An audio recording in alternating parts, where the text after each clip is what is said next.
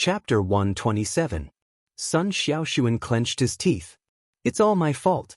I should have prepared earlier and let everyone translate it into English while I wrote it in Chinese. Zhuo Jingxi patted the back of Sun Xiaoshuan's hand. Xiaoshuan, don't blame yourself. It's not your fault. Besides, the Chinese version hasn't been finalized yet. Who knows what will be changed or how? We can't do the English translation. There's no way to change the order. But what do we do now? Sun Xiaoshuan and the others looked at Zhuo Jingxi with blank eyes. Looking at the girl's empty eyes, Zhuo Jingxi felt bad and sighed heavily. Now that it's come to this, we can only bite the bullet and believe in Chen Guang. At this time, I don't want to hide it from you anymore. Chen Guang's English is better than you think. I've never seen a college student with a more authentic spoken language. Maybe he can do it. You should go back to your dorms and rest. It's too late now. I'll come to the girls' dorms tomorrow morning to wake you up. Sorry for the hard work. What? The girls didn't pay attention to the second half of Zhuo Jingxi's words. They were shocked by the first half. Did we hear it wrong? This is the worst joke of the year? Chen Guang's English is good and his spoken language is authentic? Teacher Zhuo, I can't believe your lies to comfort people at all. Teacher Zhuo, how long have you known him? Less than 2 weeks? How long have we known him? 3 years. How can we not know what his level is? Even Sun Xiaoshuan, a Chen Kan and Chen Gaffa, couldn't help but blush and feel ashamed after hearing this kind of nonsense. Teacher Zhuo, your level of lying with your eyes wide open, I can't do it. Forget it, I'll just treat it as a joke. The girls could only pinch their noses and believe it. They really didn't have a second choice. Even if they felt that Teacher Zhuo must have been drugged to say such nonsense, they could only accept it. There really wasn't enough time. The next day, almost everyone in the environmental sciences class woke up early.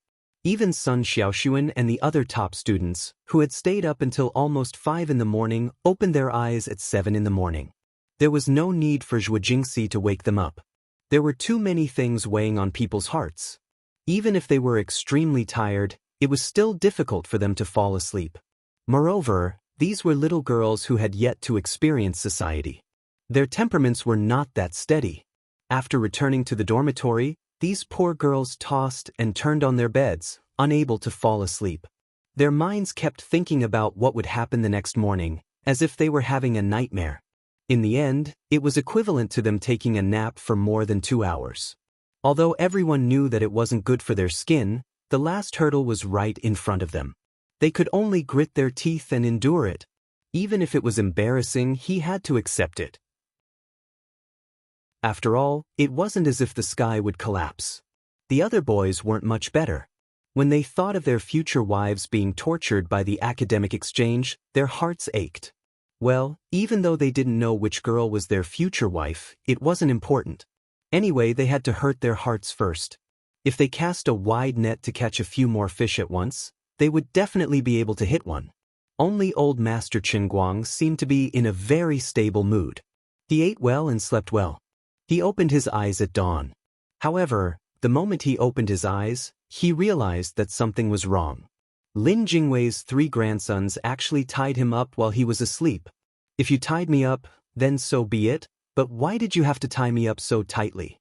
So shameful. Also, what was the meaning of those 2 ropes that went from my crotch all the way to my shoulders? Everyone, please listen to me. There's something this old man doesn't understand. Why am I tied up like a dumpling by all of you? And it's even a dumpling with meat filling. It's the kind of dumpling that can't pass the trial. I can't accept this humiliation. Lin Jingwei pounced on him fiercely. Brother Guang, don't blame us for being merciless. There are only 2 hours left until the academic exchange. Gao Ya and the others worked until 5 last night before they finally finished the thesis. No matter what, we can't let you get away this morning. Bai Nyangzi nodded his head like a chick pecking at rice. That's right. That's why we have to tie you up and escort you to the academic building. We have to at least let you read the thesis before the people from MIT arrive. Xiong Jinka stood below and did not say anything. He took out a pole out of nowhere. It was obvious that the 3 of them wanted to use the pole to carry Chen Guang over. F***ck, that's enough. Bai Nyangzi, Did you come up with this binding art? Chen Guang forced himself to do a sit-up and sat up straight. He looked down and was instantly embarrassed. The level of this art of binding could not be achieved without 10 years of painstaking research. Xianxia blushed slightly. Just, how is it? Not bad, right? I'm not bad, you old ancestor. Have you been watching too many movies about Billy King recently? Your shameful bondage technique is simply at your fingertips. Don't tell me you guys really want me to go to the classroom in my underwear and a towel? Untie me. I'll beat you all to death. After about a minute, Chen Guang finally regained his freedom. He had just put on the t-shirt when he felt a chill on his arm. He poked his head out and saw that Lin Jingwei had taken out a prop handcuff and was handcuffing himself and Chen Guang at the same time. Brother Guang, don't look at me like you want to eat me alive. I haven't showered in a few days. Now that things have come to this, as your life and death friend, I will definitely not let you have any chance to escape at the last minute. Anyway, if it were someone else, they would also end up in the dark. After thinking about it, as a family, we should send you to the execution ground. That would be more worthy of the hard work of the others. We won't say a word about righteousness before family. Anyway, let's hurry and meet up with class rep Sun and the others. Teacher Zhuo arrived early in the morning. Time is of the essence, Lin Jingwei said with a resolute tone. Chen Guang's face darkened. No wonder these scumbags were guarding against him like a thief early in the morning. They were afraid that he would run away. What kind of person do you think I am? I, Chen Guang, am a responsible person. I dare to do what I do. My words carry enormous weight. I told you to leave this matter to me, and I will definitely do it well. Can you not give me this kind of bullsh*t situation? Xianxia grabbed Chen Guang and Lin Jingwei's hands, which were handcuffed together, and raised them to the sky. Oh yeah. Congratulations to Chen Guang for winning this year's international lying contest. He only said one sentence. Get lost. Don't touch my right hand. I'm a wounded person. No matter how uncertain everyone was, 10 minutes later, Chen Guang and the others finally stood in the classroom of the school building. Lin Jingwei was still handcuffed to him, but Xiong didn't follow. He went to buy breakfast for everyone. Chapter 128. At that moment, Gaoya looked at Chen Guang with an unfriendly expression. Even though she knew that it would put her best friend, Sun Xiaoxuan, in a difficult position, she couldn't force a sincere smile. The other girls were more restrained than Gaoya, but they all had dark circles under their eyes. They looked tired, sleepy, and disappointed, and they couldn't even lift their spirits. Although Zhuo Jingxi was confident in her heart, that was in the past. Now that she was looking at this high-quality Chinese thesis, she was no longer confident. An undergraduate student had less than 2 hours to prepare, and he had to take a Chinese paper to an academic exchange with a guest from MIT. Just thinking about it made one's scalp go numb. It was like a fantasy. No matter how good Chen Guang's spoken English was, Zhuo Jingxi couldn't forget the look on his face that day when he was confused by the long list of professional terms. However, she also knew that Chen Guang hadn't been idle these past few days. Others might have no idea where Chen Guang was hiding, but Zhuo Jingxi would help him change his bandages every day. She would also ask about his progress every day, and she even tested him a few times. His professional English had truly improved swiftly. It's all my fault. Sun Xiaoxuan was still blaming himself. I was too slow and wasted everyone's time. I apologize. As she spoke, tears began to roll down her cheeks again. Seeing this scene, Chen Guang immediately cried out, "Io, my little Xiaoxuan, my squad monitor son. Don't cry. This isn't the end of the line yet. Didn't you guys get the paper out? In short, leave the rest to me." Sun Xiaoxuan's heart almost stopped when he heard Chen Guang call him Little Sunday. He smiled through his tears and patted Chen Guang's chest. What nonsense are you talking about? Gaoya, who was watching from the side, rolled her eyes. She thought to herself, my sister, you two are in public, and at such a critical moment. Can't you be more serious? Xiaoxuan, did you give Chen Guang a whole pot of magic potion? You were still crying a second ago, but in the blink of an eye, you've entered the state of a shy young lady? All right, Chen Guang, Although I don't know where you got your confidence from, and we don't know what level you're at right now, since things have already come to this point, we won't have much hope even if it's us. In any case, do your best. Gao Ye represented the other girls and expressed their stance. Let's try everything we can. According to the theory of negative and negative is positive, dying twice in a row might really bring us back to life. Looking at Sun Xiaoxuan and Qin Guang's actions, Zhuo Jingxi's eyes flashed with a profound light. However, she did not say anything else. She handed the paper to Qin Guang and said, "Qin Guang, take a look at this paper first. Time is tight, and there's no time for you to practice. All right. You guys, hurry up and take a good rest on the table. At least get rid of the dark circles on your eyes. Otherwise, when you meet your international friends later, they will think that our country is suffering from famine. Anyway, I'll give you guys a hint. Today is the day that I, the 4th level and 5th level, lose to Qin Guang and make a comeback. All you have to do is hold your breath. Next, it's time to witness a miracle. Brothers and sisters, please trust me this once. I won't say anything more than that. I can only tell you that if I screw this up, God will punish me to be a bachelor for the rest of my life. That's a vicious oath, isn't it?" At this moment, Qin Guang felt that it's about time for him to hide it. He initially wanted to keep it a secret, but he couldn't help feeling apologetic when he saw how these people were crying and losing their confidence. It was time to give everyone a little bit of hope, to let them know that believing in Brother Guang wasn't a mistake. Qin Guang's resolute words stunned everyone. Even though many of them thought that he was joking, they couldn't deny the sincerity on his face. His image was too brilliant and convincing. They couldn't help but believe it. Brother Guang. Really? Lin Jingwei tilted his head and looked at Qin Guang with a look of disbelief. Qin Guang nodded heavily. Of course. All right. Brothers, we believe in you. In an instant, the atmosphere in the classroom was filled with confidence. Everyone's fighting spirit was actually roused. Go, Qin Guang. Gao Ye seemed to have a screw loose in her brain as she clenched her fists and shouted. The others did the same. The cheers in the classroom rose and fell one after another. Qin Guang was touched. Thank you, everyone. Thank you for your trust. I won't let you down.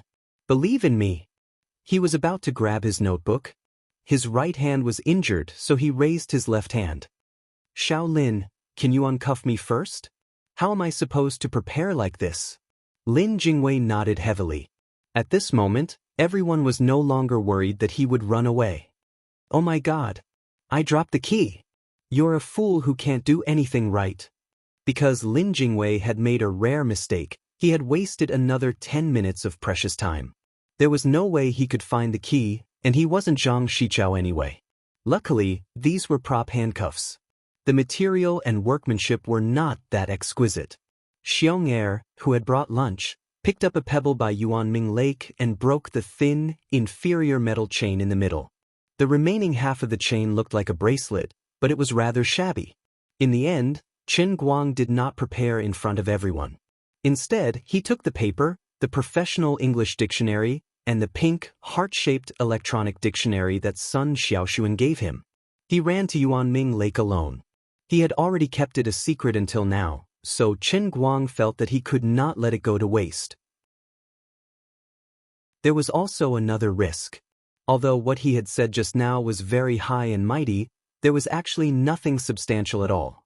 But if that group of people found out before the official academic exchange that he really did have that ability, and that he was just pretending to be a pig to eat a tiger, then he would be beaten black and blue on the spot by that group of people. For the sake of personal safety, he should maintain the mystery until the very last moment. When the matter was settled, he would tell the truth in the name of hiding it from Fatty Wang. Then he would tell everyone about Fatty Wang's real conspiracy. Needless to say, Fatty Wang would be the scapegoat no matter what. Sitting alone on a chair by Yuanming Lake, Qin Guang carefully scanned the valuable paper.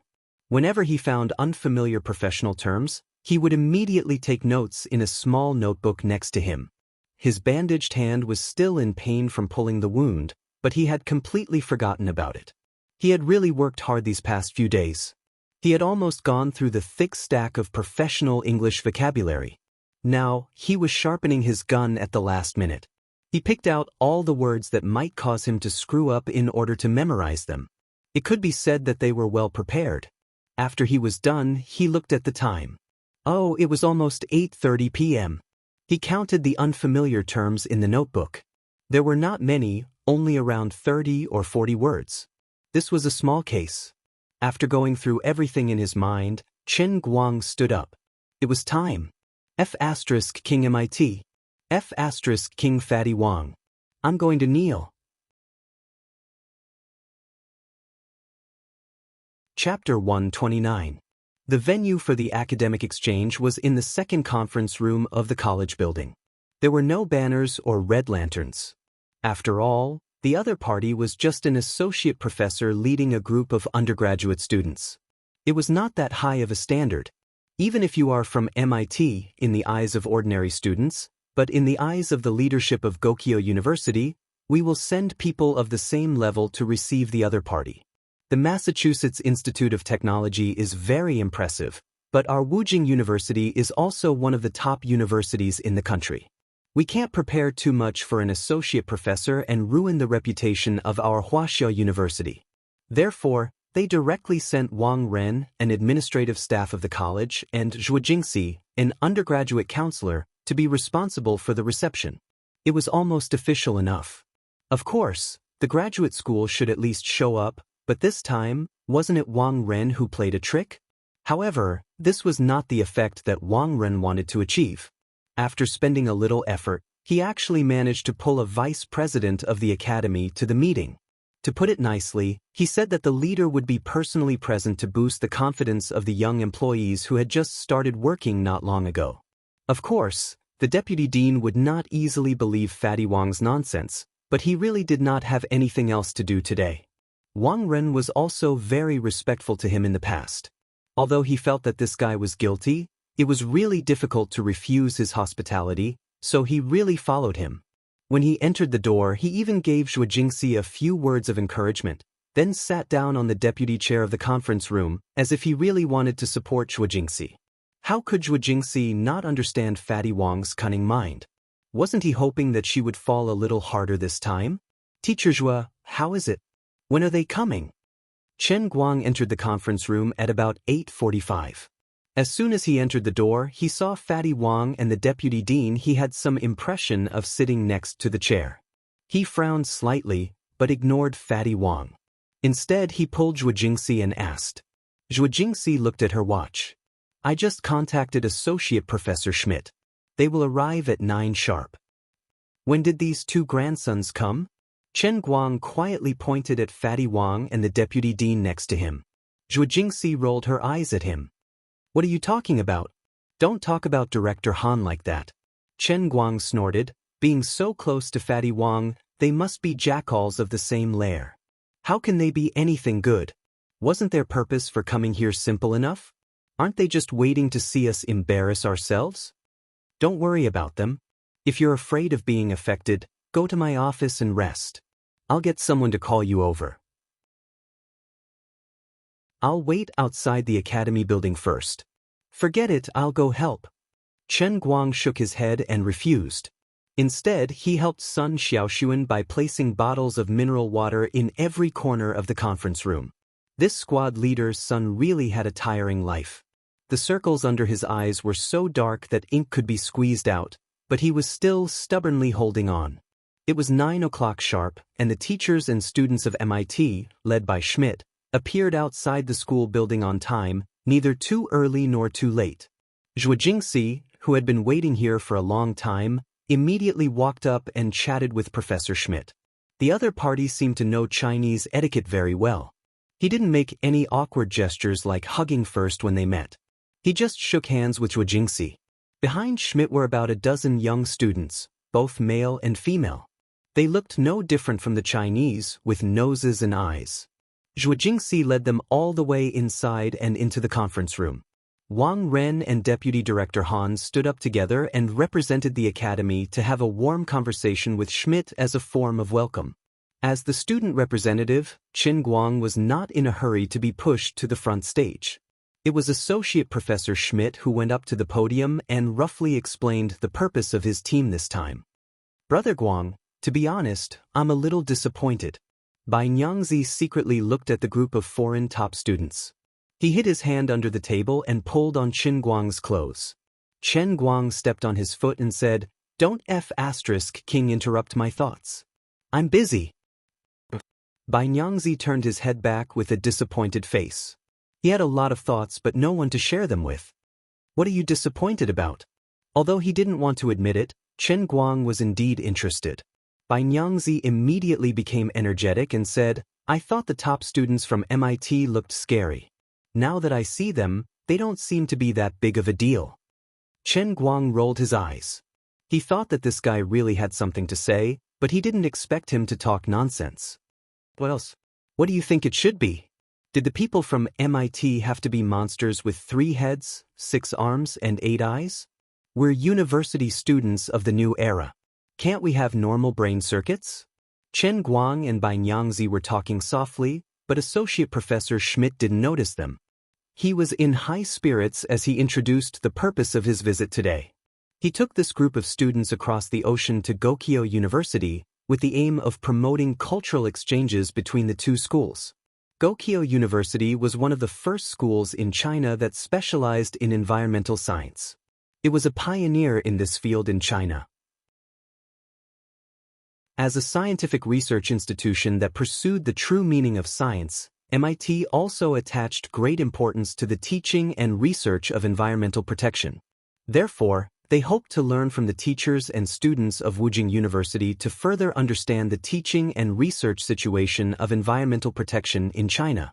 At the same time, he also wanted this group of undergraduate students to study under him in one of the most polluted countries in the world. Other than that, he also hoped to get to know the students of Gokyo University better. On behalf of MIT, he also welcomed the undergraduate students to the United States to apply for their master's degree. All in all, it was just a high-sounding speech, but it was all true. It didn't take him more than half an hour to clearly explain the purpose of his trip. The others might be a little confused.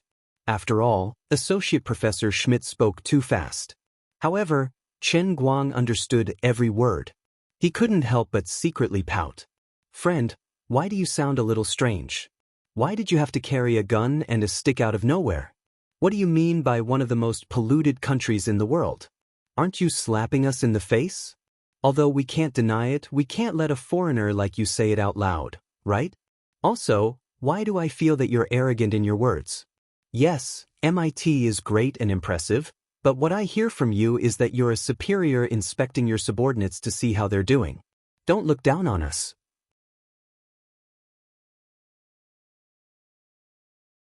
Chapter 130. At this point, Chen Guang was completely certain of one thing, and that was that this Associate Professor Schmidt had come all the way here for the unofficial visit that Zhuo Jingxi had mentioned before. This must have been the decision of this sturdy Caucasian old man in private, and not an official arrangement by the higher-ups of MIT. This was because the old man's words were too unpleasant to listen to.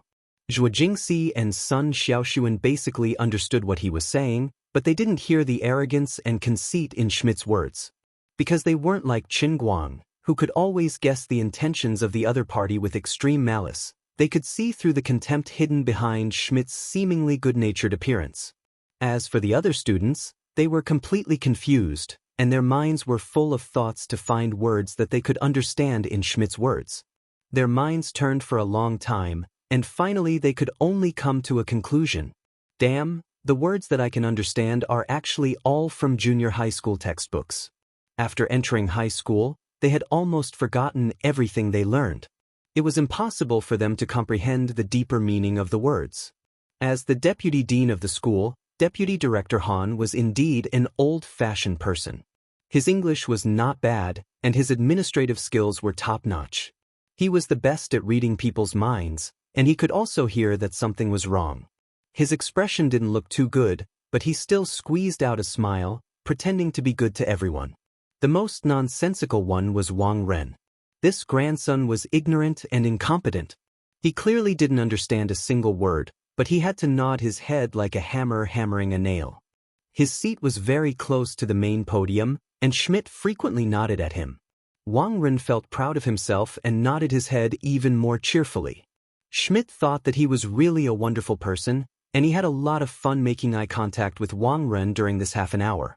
How could Deputy Director Han not understand that Schmidt was looking at Wang Lin with a smile on his face?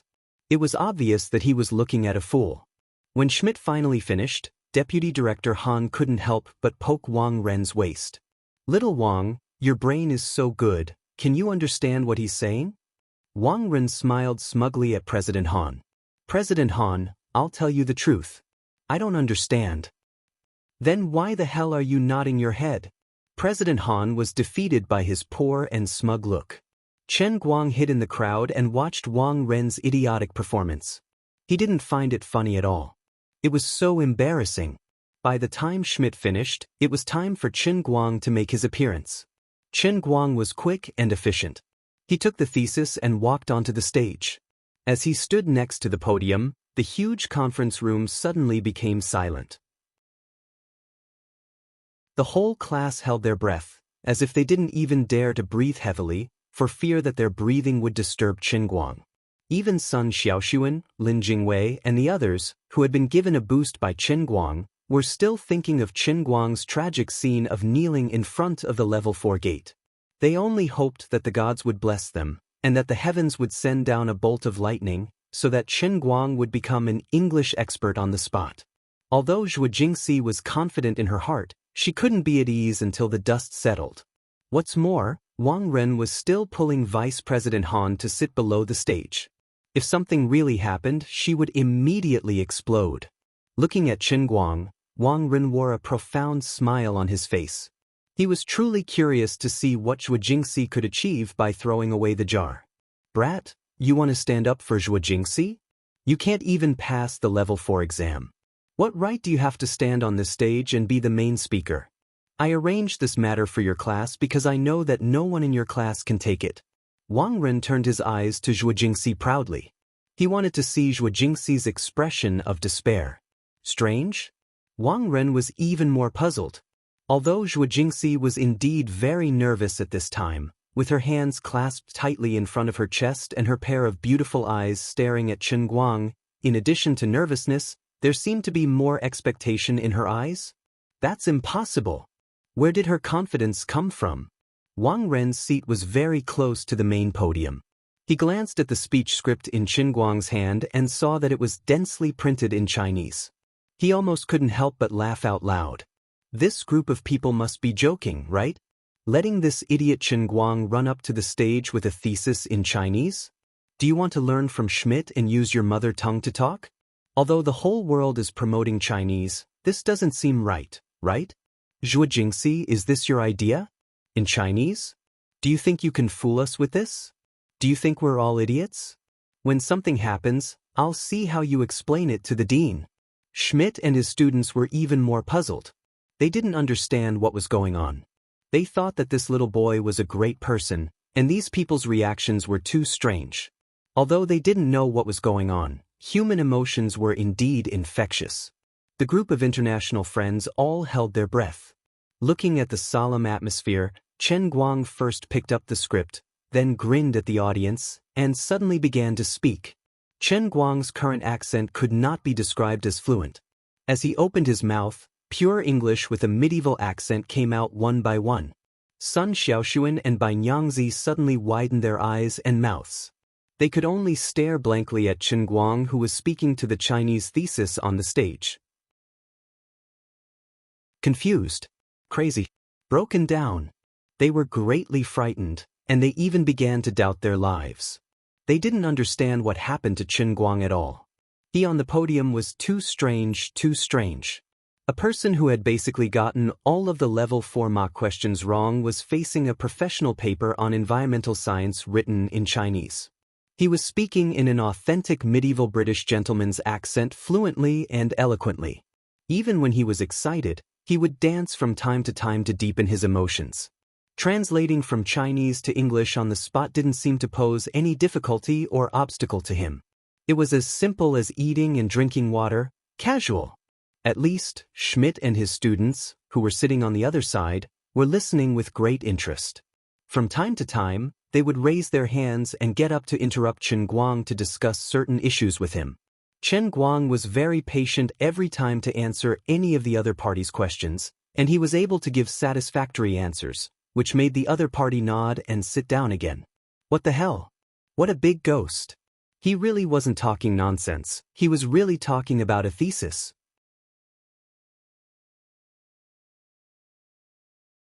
Chapter 131. Everyone in the environmental science class was at a complete loss. Maybe they overslept last night and hadn't woken up yet? Are we still dreaming right now? Finally, Xiong said something in a muffled voice, which roughly summed up everyone's mood. Although I don't understand what he's saying, he seems really good. This bastard, he's hiding it too deep, too deep. Sun Xiaoshuan's English foundation was the best, so she understood Chen Guang's statement clearly. In front of her was another copy of the paper. She understood that Chen Guang's impromptu English level was really terrifying. She pressed her hands on her thighs and squeezed them tightly. Her exquisite beautiful eyes stared at Chen Guang, and she almost stopped breathing. I knew it. You really didn't lie to me. You really are this good. Chen Guang, you never let me down. Chen Guang, who was on the stage, saw all the expressions of the audience. When he noticed the shocked faces of Bai Nyangzi and the others, Chen Guang's heart was so happy that it could be described as sweet to the point of sadness and madness. Let me ask you guys. How is the old man's English? Are you convinced? Are you scared? Are you panicking? From today on, no one in this world can stand in front of me, point at my nose and say, "Look." It was none other than Chen Guang, who had suffered 5 consecutive defeats.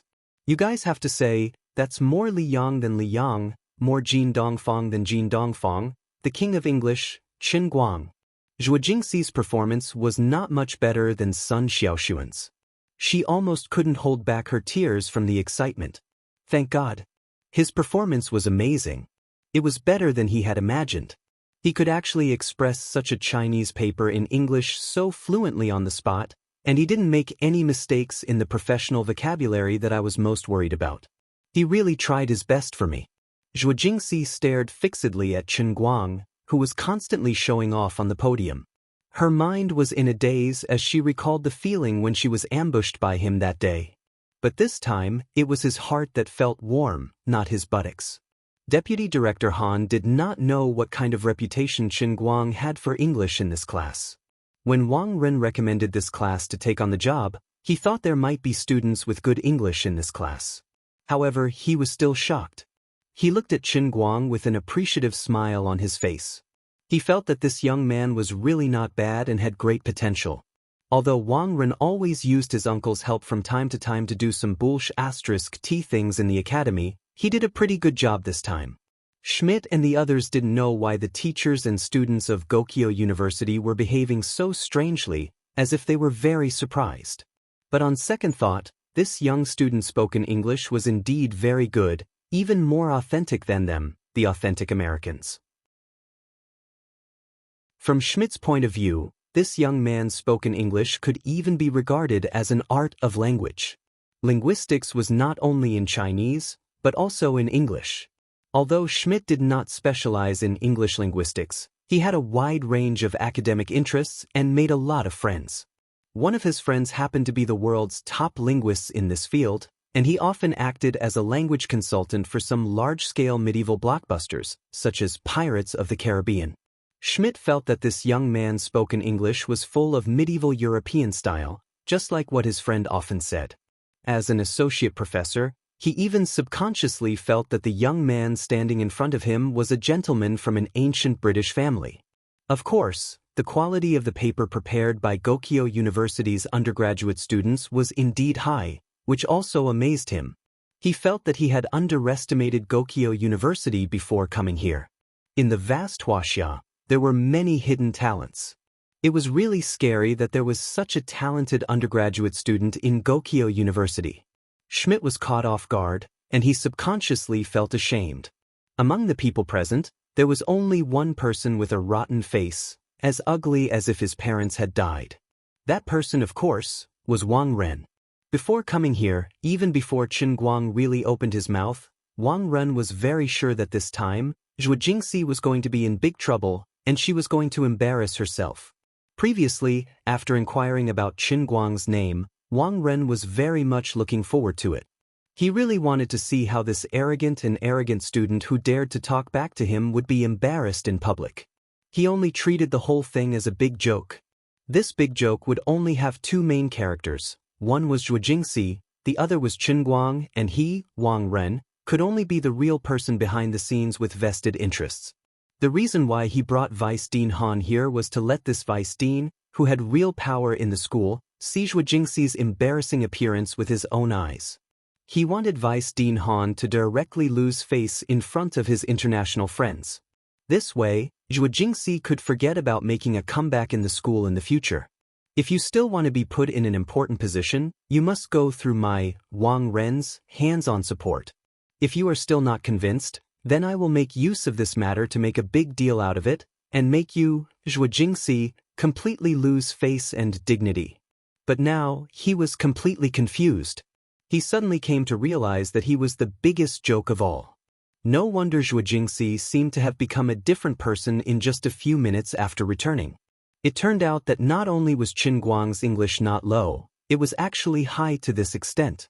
He said it in Chinese just like that. And in English. This is not the plot I wanted at all. I have been played. Looking at the satisfied expression on Vice Dean Han's face, Wang Ren felt as uncomfortable as if he had eaten a fly. He had put in a lot of effort, and even risked the possibility of being blamed by the higher-ups after this matter was messed up, to push Zhuo Jingxi onto the gallows in his heart. In the end, my gallows actually became a stage for Chen Guang's one-man show? No matter how much pain Wang Ren felt, how uncomfortable, and how speechless he was, he could only grit his teeth, swallow his blood, and from time to time had to cooperate with Vice Dean Han, who kept nodding at him. What made Wang Ren most uncomfortable was that Vice Dean Han thought he had the same opinion as him, nodded, and said, "Not bad, this student named Chen Guang is really not bad. What do you think, Wang Ren?" Wang Ren gritted his teeth, and could only squeeze out a sentence from between his teeth. "I think so too, really not bad." Little Zhuo's working ability is also very strong. She has just taken over this class, and she has already unearthed a talent for our school. Vice Dean Han added salt to the wound again. Wang Ren squeezed out a smile that was uglier than crying. "Yes, I also think quite highly of her." "Little Wang, are you feeling uncomfortable anywhere?" Vice Dean Han continued to add salt to the wound. Wang Ren lightly hammered his chest. "It's nothing, I think I didn't sleep well last night, a little angina." "What a heartache."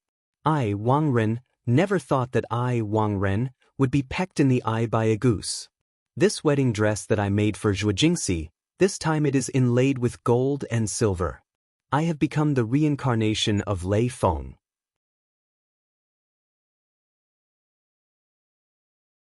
Chapter 132. The academic exchange meeting ended at around 12:30 in the afternoon. Of course, everyone was happy, except for Wang Ren. By the time Zhuo Jingxi, Vice Dean Han, and Wang Ren sent Schmidt and his students out of the academy building, the meeting room had already been turned upside down. "Damn you, Chen Guang. You've kept us in the dark." Sun Xiaoshuan's voice rang out. "Brother Guang, think about it carefully. You've made us worried for the past few days. Hurry up and think of a way to make it up to us." Bai Nyangzi was indeed a pushover. Gao Ye slapped Chen Guang's back hard. "Did you know? Xiaoshuan started crying when she got up this morning to wash her face. She's still blaming herself for not being able to make an English version. You have to give us an explanation. Why did you hide it from us?" "That's right. We can't help you this time either." "Gao Ye is right. I support all of you," Lin Jingwei shouted. Chen Guang was completely disappointed in Lin Jingwei. If Gao Ye said H*T smelled good, you would definitely smell it and nod your head, right? In the huge conference room, the crowd was really excited. Of course, everyone was just joking. Although everyone looked like they wanted to beat Chen Guang to death, their faces were brimming with smiles. Now that they thought about it, they initially thought that they would fail in the end. But who could have imagined that Qin Guang, who was once trash in English, would stand out to turn the tide? Everyone's hard work did not go to waste. They did not embarrass the Chinese people in front of the top students and the associate professor of MIT. This kind of wholehearted effort, and finally success, was the most satisfying thing. Everyone couldn't help but be unhappy. Chen Guang could also see that they were not really angry. After all, heroes were judged by success and failure. The old man had indeed saved the world today. But, aren't you guys a little too king heavy-handed? My kidneys are about to fall out. This is a grudge. No, I have to save myself. He abruptly jumped onto the podium again and slammed the blackboard brush, using it as a gavel. Silence. Silence, everyone. I have something to say. Go ahead, we're listening. At the critical moment, it was Xianxia, the simple-minded fellow, who stood up to help Chen Guang. Chen Guang gave him a thumbs up as a sign of praise. I'll add a drumstick to your lunchbox when we get back.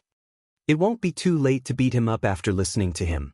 Xianxia scratched his head and said honestly, "Oh my God, the chicken drumstick is gone. There was no more food. I will flatten your lunchbox."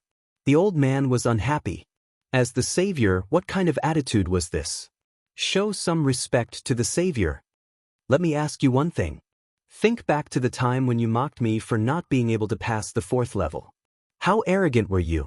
How excessive? My fragile little heart has been trampled by you over and over again, and it has been trampled to the point of being broken into pieces. I purposely hid it from you.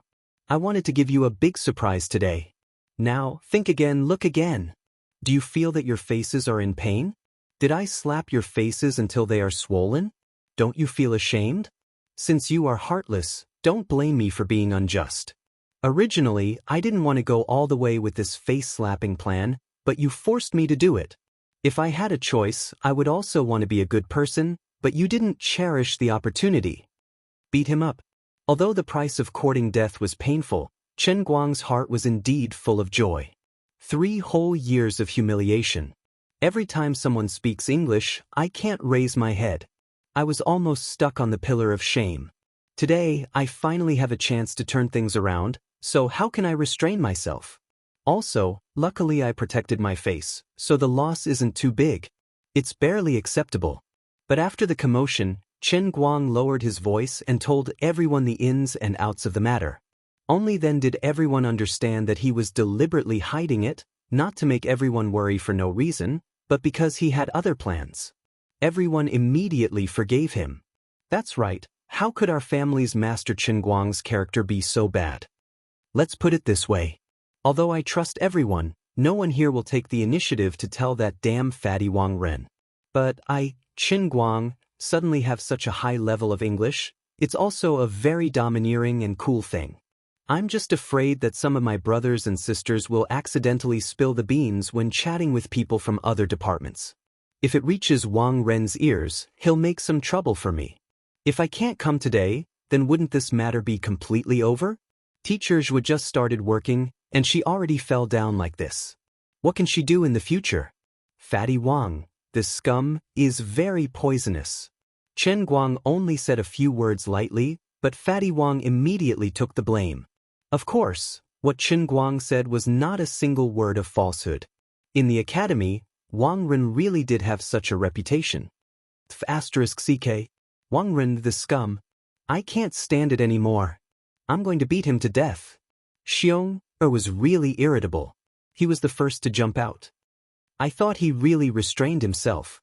No, I absolutely can't let this bastard continue to harm the girls in our academy. Save it. Save it. You still have a big mistake on your record. If you spit on him, it'll be enough for him to expel you. Chen Guang and the others hurriedly pulled him back. Xianxia exploded and roared, "If I expel him, then I'll expel him. I don't want to go to this broken school anymore. I'm afraid of him. I'm a fierce tiger by Mudanjiang. I've never been afraid of anyone. Hee, when the first semester started, we saw your father.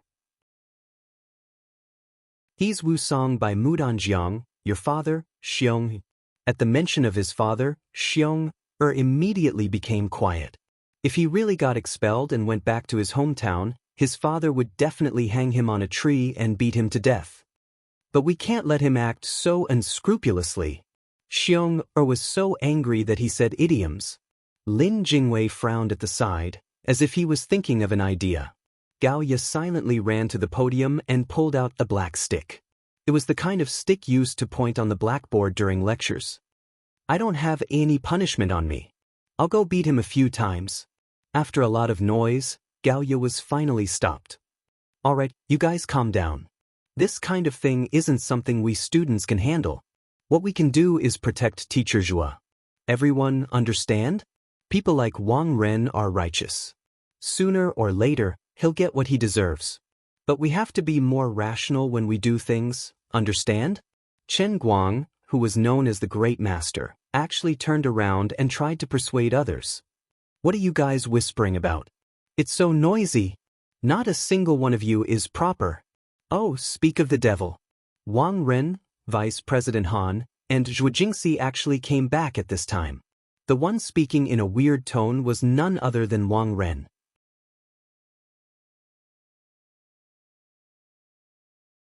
Chapter 133.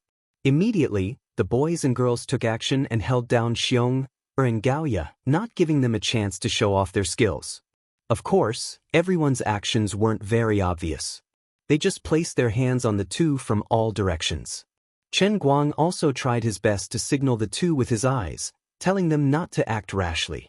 Then he raised his eyebrows and whispered, "Don't worry, watch me.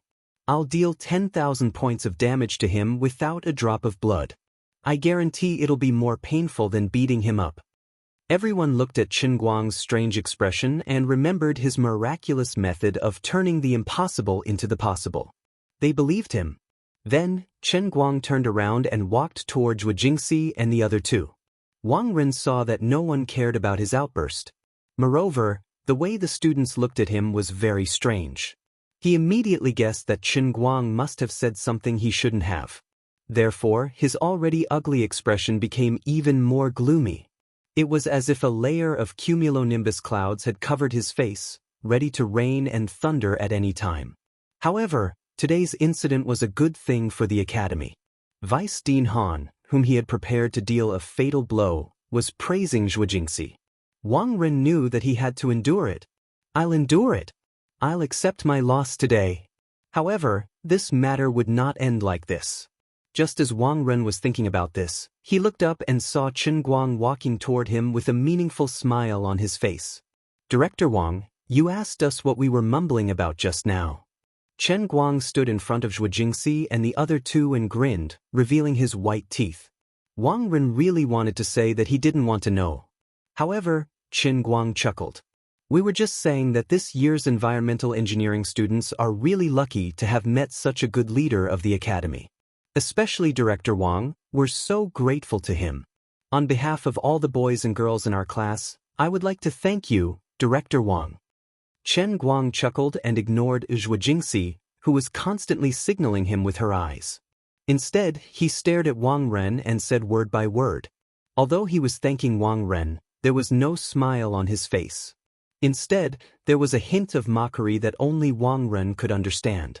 How could Zhuo Jingxi not understand what Chen Guang was trying to do? Her vision darkened, but on second thought, with that brat Chen Guang's temper, he had already gone against Wang Ren before he had even completed his task.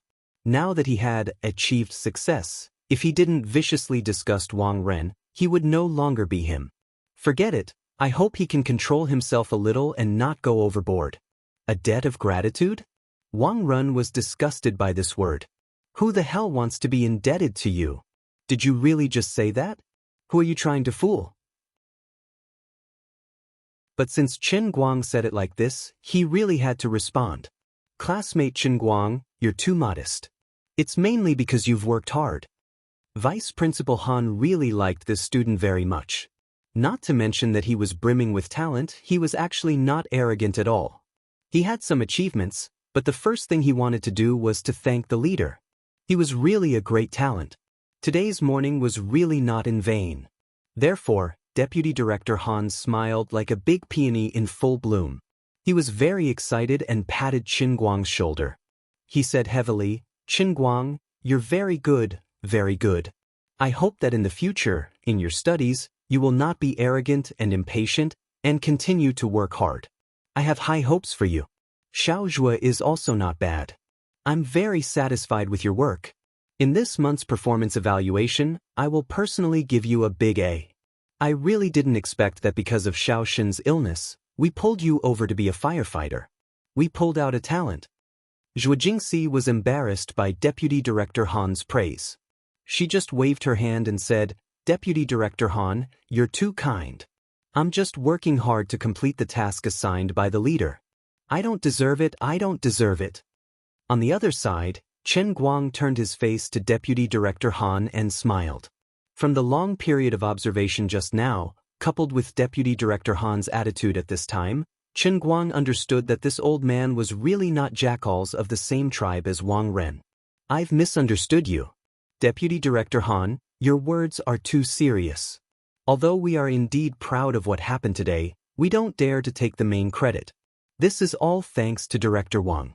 It was Director Wang who stood up against the majority and gave us the task that should have been assigned to the graduate school. We only have this opportunity. We really have to thank Director Wang. It was him who was willing to trust all the students in our environmental science class and our teacher Zhuo. He stood up against the majority and gave us this opportunity that others could only dream of. We can win glory for the school. Director Wang. We really, thank you. Thank you."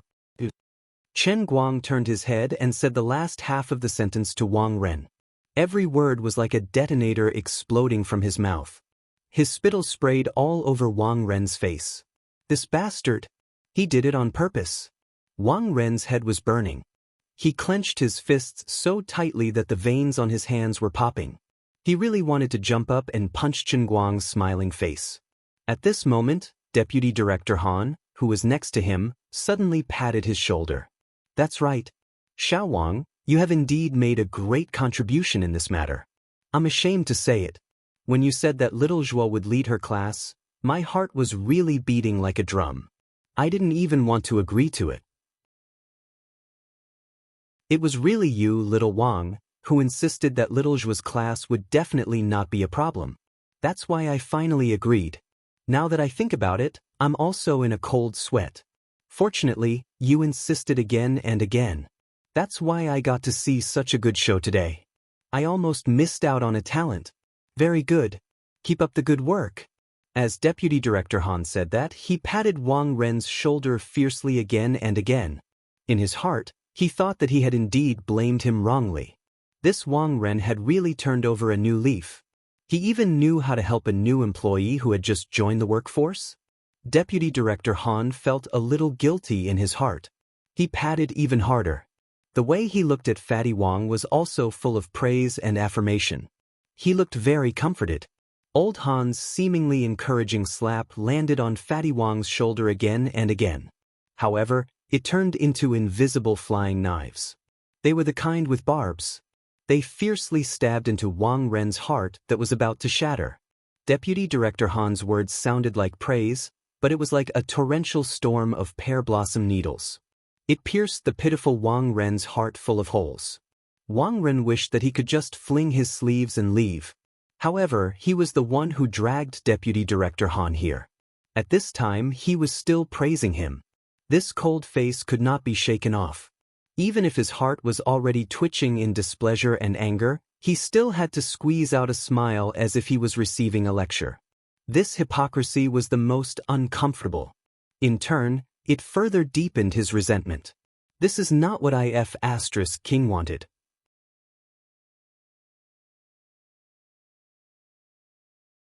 Chapter 134. It seemed that Vice President Han had not praised Zhuo Jingxi enough. He slapped his head again and said, "Oh yes, little Zhuo, there is another thing. I didn't consider you at first, but now I think you can fight for it. Next month, the Youth League Committee will add a new officer. You have a strong working ability, a doctoral student, and a high understanding. You can give it a try." This kind of words, coming from Vice President Han's mouth, was almost equivalent to a clear statement of support. Zhuo Jingxi was overjoyed. Wang Lin was completely furious. Zhuo Jingxi had only joined the work for a short time. If she really went with this wind and rushed into the Youth League Committee, her wings would be completely hard. How could he carry out his work in the future? I went for wool and came home shorn. I suffered a bit too much. It was not a big deal. It was nothing more than a failure in the calculation. But the process and the result were so painful that Wang Lin could not bear it. What he hated the most was Qin Guang, this kid. He was unforgiving and knew how to disgust people. From the beginning, every word this guy said was to disgust him and embarrass him. He even brought Vice President Han into his trap, turning him into a knife in his hand, fiercely slashing at his heart again and again. But Vice President Han was completely unaware of it. Chen Guang's actions further magnified the resentment in Wang Lin's heart. Looking at this guy who wanted to kill someone but had to hold it in, the smile on Qin Guang's face became wider and wider. He put his hands behind his back and silently made an okay gesture to Sun Xiaoxuan and the other students. Everyone almost laughed out loud. Finally, Wang Lin's eyes suddenly turned white, his body went limp, and he almost fell down. Qin Guang hurriedly added, "Director Wang, what's wrong with you? Are you not feeling well? You have to take care of your dragon body. How can the students of our school live without you?" Wang Lin slammed his fist on the door frame of the conference room next to him, startling Zhuo Jingxi and Vice President Han. Zhuo Jingxi knew that Qin Guang was about to make Fatty Wang collapse on the spot. She quickly reached out from the side and pulled Qin Guang's clothes, asking him to restrain himself a little. Before Deputy Director Han could speak again, Wang Lin said in a muffled voice, "I'm fine. I've been controlling my diet recently and my blood sugar is a little low. I'm not feeling too well. You guys chat, I'll take my leave first." With that, he suddenly turned around and left. He was afraid that if he continued to waste time like this, he would really lose control of his emotions. After Fatty Wang walked far away, Deputy Director Han scratched his bald head blankly. That's strange. Wasn't he suffering from angina just now? Why is it hypoglycemia again? After praising Vice President Han for a while, the old man finally left. Zhuo Jingxi was young after all, and she even had the opportunity to become a committee member. Unable to contain her excitement, she clenched her fists tightly in front of everyone. Yup. When the other students saw what she was doing, they followed suit and started to do the same. Chen Guang looked at everyone with a face full of smiles, but a haze flashed in his eyes. When Fatty Wang left just now, the look in his eyes, as if he wanted to skin him alive, was too obvious. Chen Guang knew that this matter was not over yet. It gave him a slight headache. Why wasn't I the male protagonist in some cool and awesome urban novel? This kind of weak villain should be on his face at any moment, then tear his hands into 18 pieces in front of everyone, and then roar at the sky, "Those who submit to me will prosper, those who oppose me will die. Whoever dares to make me unhappy, I'll kill his entire family." Then, Fatty Wang's backer popped out. "Qin Guang, I want your entire family to die." Then, I waved my hand, and a certain high-ranking official with great power stepped on a 5-colored auspicious cloud and descended from the sky, becoming my Master Guang's prop to show off. He gave me a license to kill on the spot and pulled over 100 military vehicles, lining them up in a row in the area where Fatty Wang's blood was splattered. "Who dares to touch my little brother, Qin Guang? I'll kill him." Thus, the 5 Jing police were shocked, the political world was shaken, and the business world was shocked. It turned out that in this inconspicuous Gokyo University, there was actually such a big shot. Although I don't know which hidden aristocratic family's descendant he is, with such a high-ranking military official supporting him, he will definitely become an influential figure in the vast land of Wuxia in the future. This person cannot be offended. Even if he kills one person a day, 3 days in a row, he will still be given a medal, a banner, and praised for his good kill. Good kill. The law is set by him, and the heavenly Tao is in his hands. From then on, my Master Guang will naturally walk on the path of a generation's king of acting tough, the proud dragon who will die if he stares at someone. The above are all Master Guang's indignant thoughts, and they are of no use at all. Your humble servant can't do it. But at this moment, when everyone is excited and happy, there is no need for him to voice out his worries and spoil everyone's mood for no reason. As for Fatty Wang's possible revenge, Qin Guang is not afraid. Although he has all kinds of nicknames in the academy, there are indeed not many black marks that Fatty Wang can use to make an issue out of. As long as he is upright and walks straight, he is naturally not afraid of petty people thinking about him. That night, Zhuo Jingxi also spent a lot of money. She forked out her own money and brought the entire class of 30 people to the buffet outside the school to have a hearty meal. Every person is 50 yuan, and the total amount is close to 2,000 yuan, which almost used up the rest of her salary for this month. But Zhuo Jingxi does not feel the slightest bit of heartache. She only cares about being happy. At the dining table, Qin Guang, the main contributor, almost became the target of everyone's drinking. Of course, his method of blocking the alcohol is also very good. He only raises his hand lightly. Do you see this meat dumpling that is wrapped tightly? My wounds are not healed yet, so I can't drink. I am now a glorious driver, so I must remember the principle of never driving after drinking. Even if I don't drive, I won't drink. I refuse to drink. Every single moment. Don't try to persuade Qin Guang to drink. He's injured, so he really can't drink. Sun Xiaoxuan, who was standing at the side, could not stand it anymore. He also stood up to speak up for Qin Guang, and even pulled Gaoya, who was in high spirits. Yo, the two of you haven't even gotten married yet. Xiaoxuan, it's too early for you to side with him. Gaoya changed the topic and turned her head to tease Sun Xiaoxuan. Lin Jingwei said, that's right, that's right. Gaoya is right. The crowd made a ruckus, and the already small buffet hot pot restaurant became a mess. Zhuo Jingxi was so embarrassed that she ran to the boss again and again to apologize. When it was about 9 o'clock, everyone finally staggered back to school. Chen Guang did not touch a single drop of alcohol, but drank a lot. However, his body was strong, so Qin Guang and Lin Jingwei had to carry him on each shoulder. Their faces were green from the weight. However, this guy was not obedient. As he was being supported, he shouted, I'm not drunk. I'm really not drunk. Let go of me. I can really drink another 2 ounces. At least 2 ounces. 2 ounces. At least 2 ounces. You don't believe me?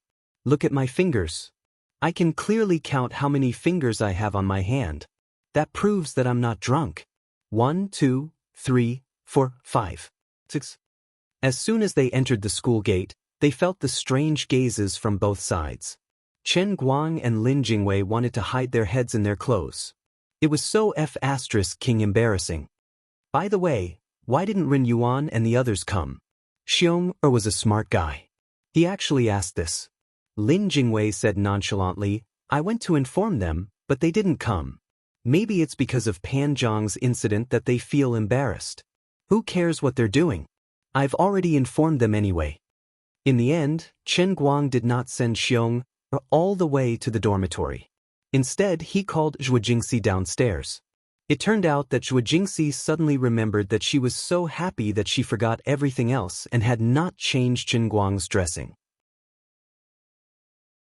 Despite Qin Guang's insistence that his wound was mostly healed and that he didn't need to change his dressing and even intended to remove the bandages tonight, Qin Guang still couldn't accept it. However, Zhuo Jingxi firmly disagreed. She insisted that he follow her to the office in the school building to change the dressing. She even said that she bought a new medicine that could effectively prevent scars. Although Qin Guang was disdainful, he felt that as a man, having a scar on his hand was a sign of dominance. Why would he need to remove a scar? However, Zhuo Jingxi was a teacher and a counselor. She had the final say. He could not change her mind.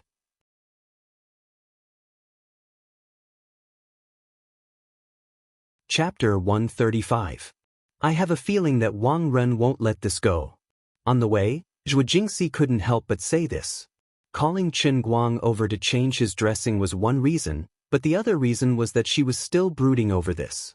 When the joy of success gradually calmed down, Zhuo Jingxi also thought of this.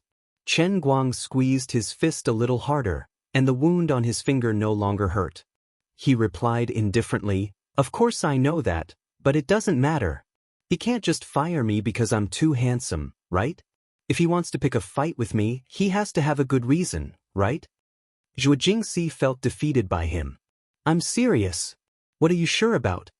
Chen Guang flicked his hair. "I'm serious too." When the two of them arrived near the school building, it was about 9:30 p.m. It was already dark and sparsely populated. After entering the academy building, the lights in the various offices and conference rooms were all dark, but only Vice Principal Han's office was still lit. Perhaps he had given another temporary task to the higher-ups, so he had to personally work overtime. Vice President Han is working hard. Chen Guang couldn't help but say this when the two of them entered Zhuo Jingxi's office. Zhuo Jingxi nodded. "Exactly. That's why I said this morning that you can scold Fatty Wang, but you can't scold Vice President Han. Vice President Han is one of the few senior leaders in our school. He didn't have any connections and relied on his own academic standards to get to where he is today. There are at least 30 to 50 doctoral students under his tutelage." Chen Guang only smiled. He thought that Teacher Zhuo was too naive. There were so many academic seniors in the school, but only he could become the vice president. There was no doubt about his academic standards, but he didn't believe that he didn't have other tricks up his sleeves. Whether he believed it or not, it had nothing to do with Chen Guang. Zhuo Jingxi carefully applied medicine to Chen Guang's wound while stealing glances at the little boy from time to time. In her heart, she was still thinking about Chen Guang's sloppy appearance when he ran out of the door that day. She felt a little strange and didn't know what was going on. From that day onwards, Chen Guang no longer had any flowery words or actions in front of him. He appeared to be like Zhou Wu, Jing Wang, and all sorts of righteous people. To be honest, Zhuo Jingxi was not used to it. She didn't want to admit that she was looking forward to something that shouldn't have happened. She was just puzzled. Of course, Zhuo Jingxi had long seen through Sun Xiaoxuan's feelings for Chen Guang, and Gaoye had repeatedly pointed it out in front of her. Zhuo Jingxi often reminded herself in her heart, "I'm his teacher. I can't be stupid and do something like snatching a student's man, even though Chen Guang is really outstanding." However, when this change really happened to Chen Guang, Zhuo Jingxi felt a faint sense of loss in her heart. How could she have known that Chen Guang had been so cheeky and daring that he had even taken the initiative to take advantage of her, purely because she was too depressed because of Fatty Wang's scheme? Even if she had jumped out to save her life, she still wouldn't have been able to boost her morale. Chen Guang didn't have any other good ideas to enlighten her, so he simply came up with this bad idea of taking advantage of her to distract her. Now it seemed that the effect was not bad. Perhaps it was a little too good. Chen Guang also felt the strange atmosphere in the office. He was a little flustered, and even subconsciously pinched his chin with his left hand to hide his panic. In the dead of night, a man and a woman are alone, but Teacher Zhuo had to call me to her office. Could it be? She's planning to be honest, I'm really moved. But this plot is developing too fast and I can't take it. Teacher Zhuo, at least give me a little time to calm down and let me think about it. At least give me 3 days. You directly made the plot so fierce, like a waterfall from Mount Lu rushing down 3,000 feet straight down. I'm a little caught off guard. Chen Guang secretly swallowed his saliva and couldn't help but sweep his eyes over Zhuo Jingxi. At this time, she was lowering her head and bending over, concentrating on fiddling with Chen Guang's right hand. Chen Guang's gaze followed Zhuo Jingxi's neckline without any hindrance. That's right, this was the scene that Chen Guang had fantasized about when he was alone. This time, his dream had come true. Zhuo Jingxi was 1.72 meters tall, and she was even more voluptuous than Wenwen. It was a hot summer, but she only wore a snow-white professional shirt and didn't button the top button. From this angle of view, the 2 full moons were exposed, and Zhuo Jingxi's sky-blue laced breastplate.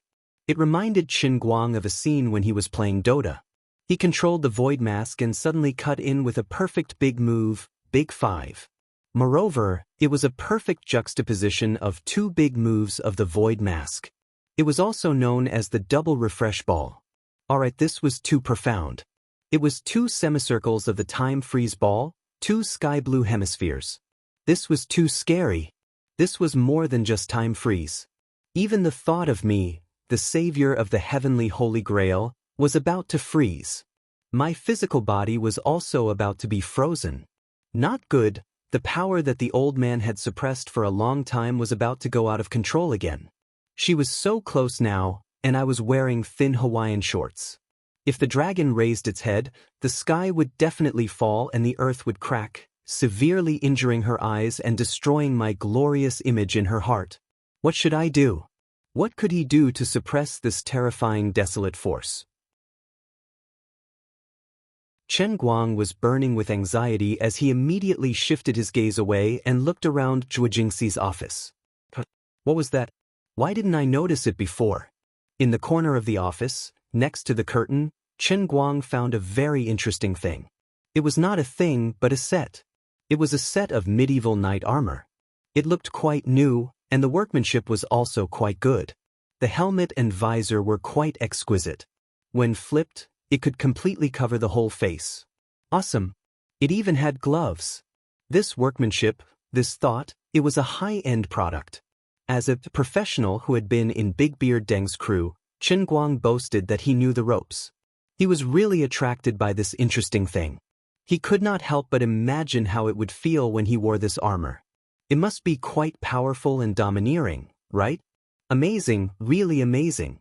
No matter who wore this, as long as they flipped the visor down, they would have an omnidirectional defense without any blind spots.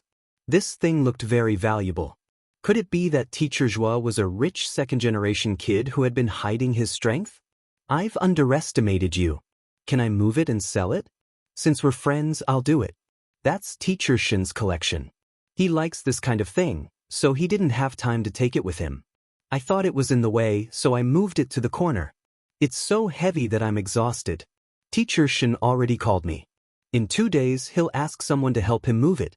Didn't you notice before? It seems that you haven't been to Teacher Shin's office in the past few years.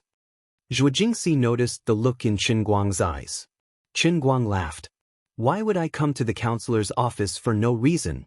It's not like I'm doing anything bad. Sigh, it's actually Teacher Shin's stuff. I can't turn on begging mode. But this thing looks really good. Teacher Shin has good taste. I really want to try it on. Its defense is 8 streets better than Big Beard Deng's. Teacher Zhuo, I want to try it on. Can you take a few pictures of me later? I'll post it on my friend's circle to show off. Zhuo Jingxi tied the thin layer of gauze around Chen Guang's hand and frowned. This isn't very good, right? 30 minutes later. Hey, just like this. Raise your hand a little higher. That's right, that's right. It feels so cool.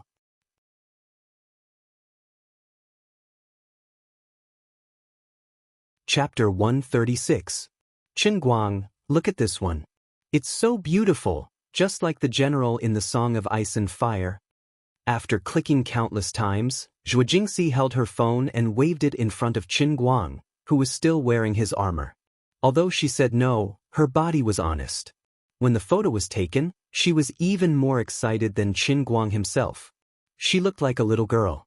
Chen Guang lifted his visor and wiped his sweat.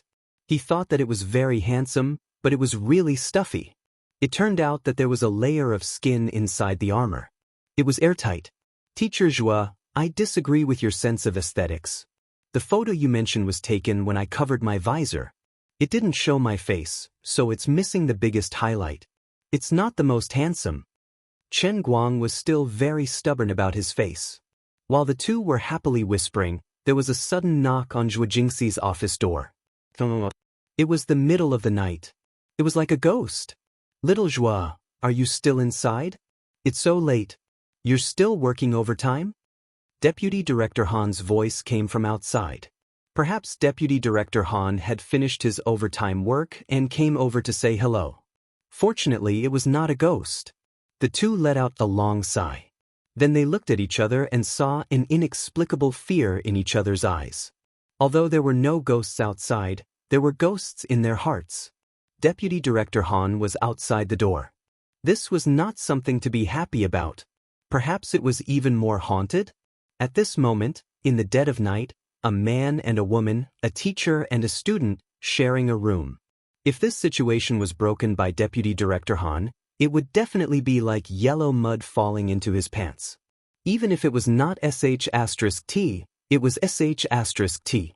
He would not be able to wash himself clean even if he jumped into the Yellow River. Deputy Director Han waited for a while.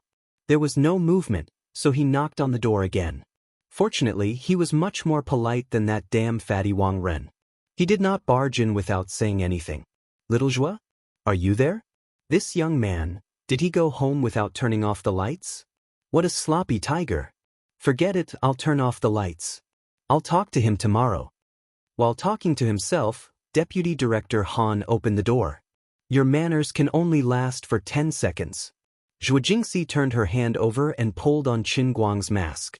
With a slap, she covered his face tightly.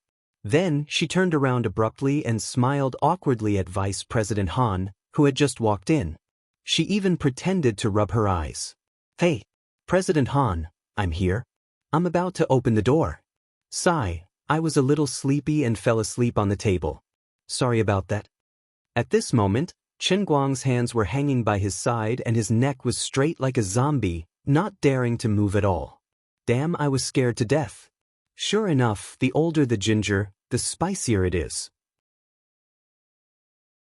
Teacher Zhua hasn't been eating more rice than me for nothing. I give her full marks for her ability to improvise. This armor covers my entire body. As long as I maintain this posture and don't move, I will definitely not be seen through. Old Man Han will definitely treat me as the real armor. It was a sure win. Damn, it was really King hot. Deputy Director Han didn't suspect anything. He walked in 2 or 3 steps, smiled and said, Little Zhua, you just started working. I understand your eagerness to get results, but don't work too hard. Especially you girls, you should pay more attention to the balance between work and rest. Zhuo Jingxi nodded repeatedly. Yes, thank you for your teachings, President Han.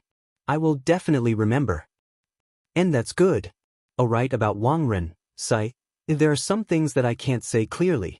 Wang Lin, this person has indeed gone overboard. But this is the way of the world. We can't change others. We can only try our best to do our best. In short, don't worry. In this academy, there are still people who understand. I will find a way to get you into the committee as soon as possible. No matter how hard Wang Ren's hands are, he won't be able to reach into the committee. Just hold on for now. I really think highly of you. Don't be discouraged and don't be resentful. You are a talent, and you will eventually shine. These words seem to be the real reason why Deputy Director Han had come so late today. Zhuo Jingxi nodded. Thank you, Deputy Director Han. What are you thanking me for? Your teacher and I have been best friends for many years. How can I not protect her student? In any case, if you really can't stop Wang Lin, come and find me. I will help you think of a way, Deputy Director Han said. Zhuo Jingxi grunted in agreement. Although she was touched, she was thinking, my Deputy Director, it's already so late. You're already so old. You should hurry back and rest. Then this matter ends here? Deputy Director Han asked again. Zhuo Jingxi secretly panted. This old man was finally going to leave. Chen Guang was about to get sick from the heat, right? Chen Guang was also thanking the heavens. There was a spot on his, but that was itching. I really want to scratch it. Oh right, you are fiddling with this armor. Deputy Director Han suddenly said. Zhuo Jingxi was so scared that her body went limp. Chen Guang, on the other hand, almost fell on his back.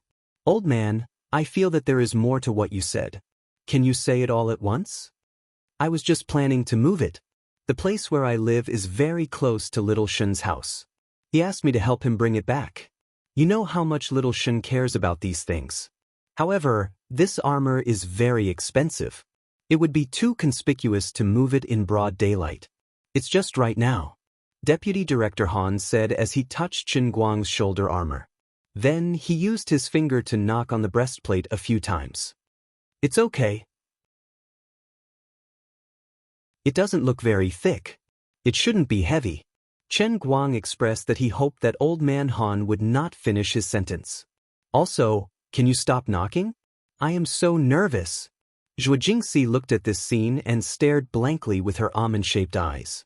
She was completely confused and her brain stopped working. She could imagine how frightened Deputy Director Han would be when Chen Guang jumped out of the armor like Sun Wukong. Then, what kind of psychological trauma would be left in this poor old man's heart? What was even more tragic was that as a talent who had just been determined, her short career seemed to be coming to an end. On the other side, Old Man Han had already bent down and hugged Chen Guang's waist. He used a little force and tried to lift it up. Zhuo Jingxi's face was already ashen. She gave up struggling. She was going to be exposed. My waist. Why is it so heavy? Old Man Han suddenly cried out in shock. His body stiffened.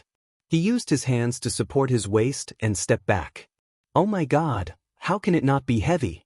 There is a person inside. Zhuo Jingxi was pulled back to reality by Old Man Han's cry. She hurriedly went forward to support him. Are you okay? Old Man Han supported his waist and twisted slightly. It's okay. I'm old and underestimated this armor. I didn't use my strength well and it flashed a little. That's weird. Little Shen clearly told me it wasn't heavy. As he said that, he moved forward again. He still did not give up. Zhuo Jingxi finally came to her senses. She suddenly blocked in front of Old Man Han and said, Deputy Director Han, don't waste your energy. Let me carry it. Deputy Director Han shook his head and waved his hand. It's too heavy. You're a little girl. It's impossible. Why don't the two of us carry it? Carry it? Zhuo Jingxi's face turned pale. She had persisted until now and had not been exposed. But if she carried it, she would definitely not be able to hold it. What should she do? What should she do? Chen Guang's face was full of tears. Lioli, quickly teach me a teleportation technique. My situation is a little too awkward.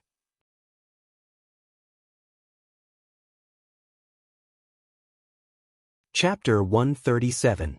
Perhaps the god of brain teasers was favoring Zhuo Jingxi. She clapped her hands so hard that even old Han jumped in fright. Dean Han, you can go to your office and rest first. I can move it over by myself. Of course, it's too heavy to carry the whole thing. How could I dare to let you carry me? What if I really sprain your waist? Wouldn't I have committed a great sin today? I just thought about this thing, and it can be taken apart. I'll do it alone, dismantle it and move it over. I just need to make 2 more trips. Zhuo Jingxi was determined not to let old Han touch the armor again. Deputy Director Han was very touched. Young people nowadays really knew how to sympathize with the elderly. He also felt that Zhuo Jingxi's idea was not bad. He thought to himself, it just so happens that I haven't compressed the report and sent it out yet. That's fine too. This is my car key. It's the Buick MPV in the parking lot below. Hee, there are many children at home. It's more convenient to bring the whole family out to play in the MPV. It's also quite spacious to carry things. As he spoke, old Han took out his car keys and placed it in Zhuo Jingxi's hand. Then I'll leave it to you. But don't try to show off. If you really can't open it, call me over to help you move it. I have a report to send to the Chinese Academy of Sciences, so I have to get back to work. It's getting late, and if I drive any later, I won't be able to see clearly. After sending old Han out, Zhuo Jingxi quickly but gently closed the office door. On the other side, Chen Guang had already lifted his visor and was panting heavily. You scared me to death, you scared me to death. Zhuo Jingxi patted her chest, still in a state of shock. Chen Guang, on the other hand, was huffing and puffing. I'm suffocating to death. Quick, help me take it off. Zhuo Jingxi shook her head vehemently. You can't take it off here. Have you forgotten how troublesome it is to put this thing on? It took almost half an hour for you to put it on just now, and it will take at least 10 to 20 minutes to take it off. What if President Han comes over again and sees me taking off the armor from your body? What will he think? Wouldn't all our previous efforts be in vain? Chen Guang nodded. That makes sense. Then what should we do? What should we do? First, take off these iron shoes on your legs. While President Han's door is closed, you will wear your armor and go downstairs with me. Go directly to President Han's car, take off one piece and throw one inside. It won't be easy for him to see me taking off my clothes over there. I'll stand next to the car so I can be prepared in advance. Hurry up and hide in the bushes next to the parking lot after you're done taking off your clothes. Even if you haven't taken all of them off, you can hide them in the bushes when he comes. Just don't let him catch you. Chen Guang was overjoyed. As expected of Teacher Zhua. You've thought of everything. 20 minutes later, Chen Guang was lying in the back cabin of the Buick MPV, feeling the bumpiness of the car and the pain of being knocked by the armor on his body from time to time. He felt a little melancholy in his heart. In front of him, Old Han was driving while wailing like a ghost and howling like a wolf. His entire body was sweating like rain, and Chen Guang's entire face was flushed red. If it wasn't for the benevolent Old Han turning on the car's air conditioner, a cool breeze would sweep over from the back of the seat from time to time and blow on Chen Guang's face. Chen Guang felt that he was almost half-cooked. Don't ask me why I'm here and why I'm in this situation. I really want to know why too. I just want to quietly think about how I'm going to face the rest of my life. Perhaps it wouldn't be long before Old Han also had to think about this problem. After all, his singing was really a little unworthy of his poor car CD. Zhuo Jingxi's thoughts were completely correct. It was only this world that was wrong. The two of them had just sneakily run to the back cabin of Old Han's car, and this old man had actually already finished sending the email and ran down. At this moment, Chen Guang had only taken off the pair of combat boots on his feet. Zhuo Jingxi's brain crashed once again. Women, in the end, were still not calm enough. Chen Guang's reaction was still fast. He slipped into the back cabin of the MPV, then silently curled up his body and laid down horizontally. Then, under Zhuo Jingxi's dumbfounded gaze, he gently and silently covered the visor. Chen Guang felt that the look in his eyes when he faced death with equanimity was definitely comparable to that of a brave warrior who dared to face death. After all, I've preserved the last bit of my spark, and until now, I haven't exposed myself. Zhuo Jingxi silently placed the combat boots next to Chen Guang's face, then silently pulled down the back cabin cover. Then she turned to Old Han, who was walking over, and put on a smile of success. Vice President Han, I moved everything here in one go. Just now, the armor was hanging on the side of the table leg. It's actually not that heavy. As she spoke, Zhuo Jingxi pretended to pat the dust off her palms and grinned. Vice President Han was amused. As expected of little Zhuo. We'll see the truth in the details. Although this isn't a big deal, your ability to adapt to the situation is really not bad. After taking the keys from Zhuo Jingxi, Old Han drove away, leaving Zhuo Jingxi alone in the wind, at a loss as to what to do. Through the car window, looking at the dim yellow streetlights that kept receding, listening to Old Han's heart-wrenching singing, Chen Guang thought of many things in his mind, but none of them were useful. I have no regrets in my life. That was my youth that turned to dust. That day in the God of Racing Cup, little Otto luckily escaped the tragedy of the nutrition pod in the God of Racing Cup by relying on the mosaic. But he could hide from the monk, but not the temple. He could hide now, but he could not hide forever. In the end, he was still trapped in such an unlucky armor. After Old Han drove the car to the underground parking lot, he only moved his head from the driver's seat to the back to take a look at the armor, but he did not touch it again. He only muttered to himself, "Let little Shen pick it up tomorrow, I won't carry it home." Then Old Han got out of the car, locked the door, and the plateau red reverberated in the underground parking lot, gradually getting further and further away. After waiting for about 2 to 3 minutes, Chen Guang slowly straightened up, then with tears in his eyes he painstakingly took off the armor on his body, piece by piece. His movements could not be stretched, and it was really difficult to take off the armor. It took more than 20 minutes, and Chen Guang felt like he was about to collapse, before he finally took off the last piece of armor. But this was not the end. He had to shrink his body, reassemble the armor, and return to the appearance he was lying down in. By the time he was done, it was almost midnight outside. Then, Chen Guang finally crawled forward to the driver's seat, opened the door from the inside, and breathed in a breath of fresh air, blowing away the salt stains left by the dried sweat on his body. He felt that a 3-hour sauna was nothing more than this, right? When he went back and weighed himself, he would lose at least 3 kilograms. But he could not leave yet, so he waited in the same place for another 2 minutes. Finally, he heard the Buick MPV's door lock click, and it locked automatically. Only then did he dare to leave boldly. After 2 steps, he sat down weakly, leaning against the pillar of the underground parking lot. No, I have to rest. Oh my God, it really feels like I've died once. It's more difficult than fighting with people in the sea of fleeting time. I've only seen 2 of the Void Mask's big moves today, and this retribution has come a little too fiercely. He suddenly thought of something, picked up his phone, and sent a text message to Zhuo Jingxi. You've successfully escaped, everything is fine, go to sleep peacefully. Although he said so, Chen Guang's exciting journey today was not over, because there was a bearded man in a security uniform standing in front of him, holding a strong flashlight and shooting it at his eyes. Kid, who are you? What are you doing here?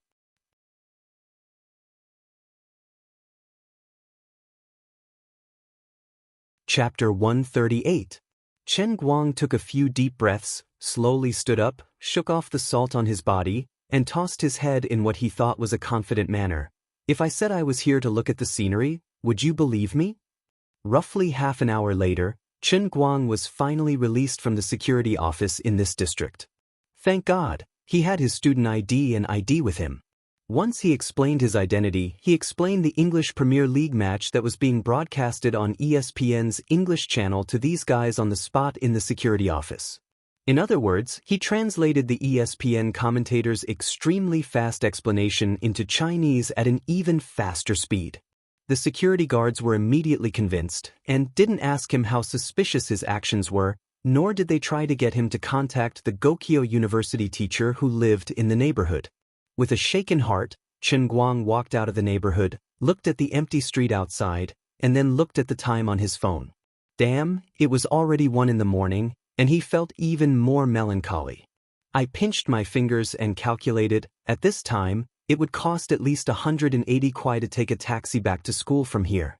Forget it, I'll just take 2 steps forward and ask for help. But according to my years of experience as an internet driver, at this time, normal drivers wouldn't accept an order from the city center to a suburban town like Wenxing Town, even if they knew that Gokyo University was there. Chen Guang didn't give up and sent out an order. Maybe he could meet some abnormal people in the same industry? After waiting for about 20 minutes, he knelt down. In the end, there are still more normal people in this world. He swung the ham in his hand and walked along the riverside path at the edge of the neighborhood to the main road. When he thought about how he could only take a green taxi and pay the ridiculous night fare and an unknown amount of return fee, he felt a faint sense of sadness in his heart.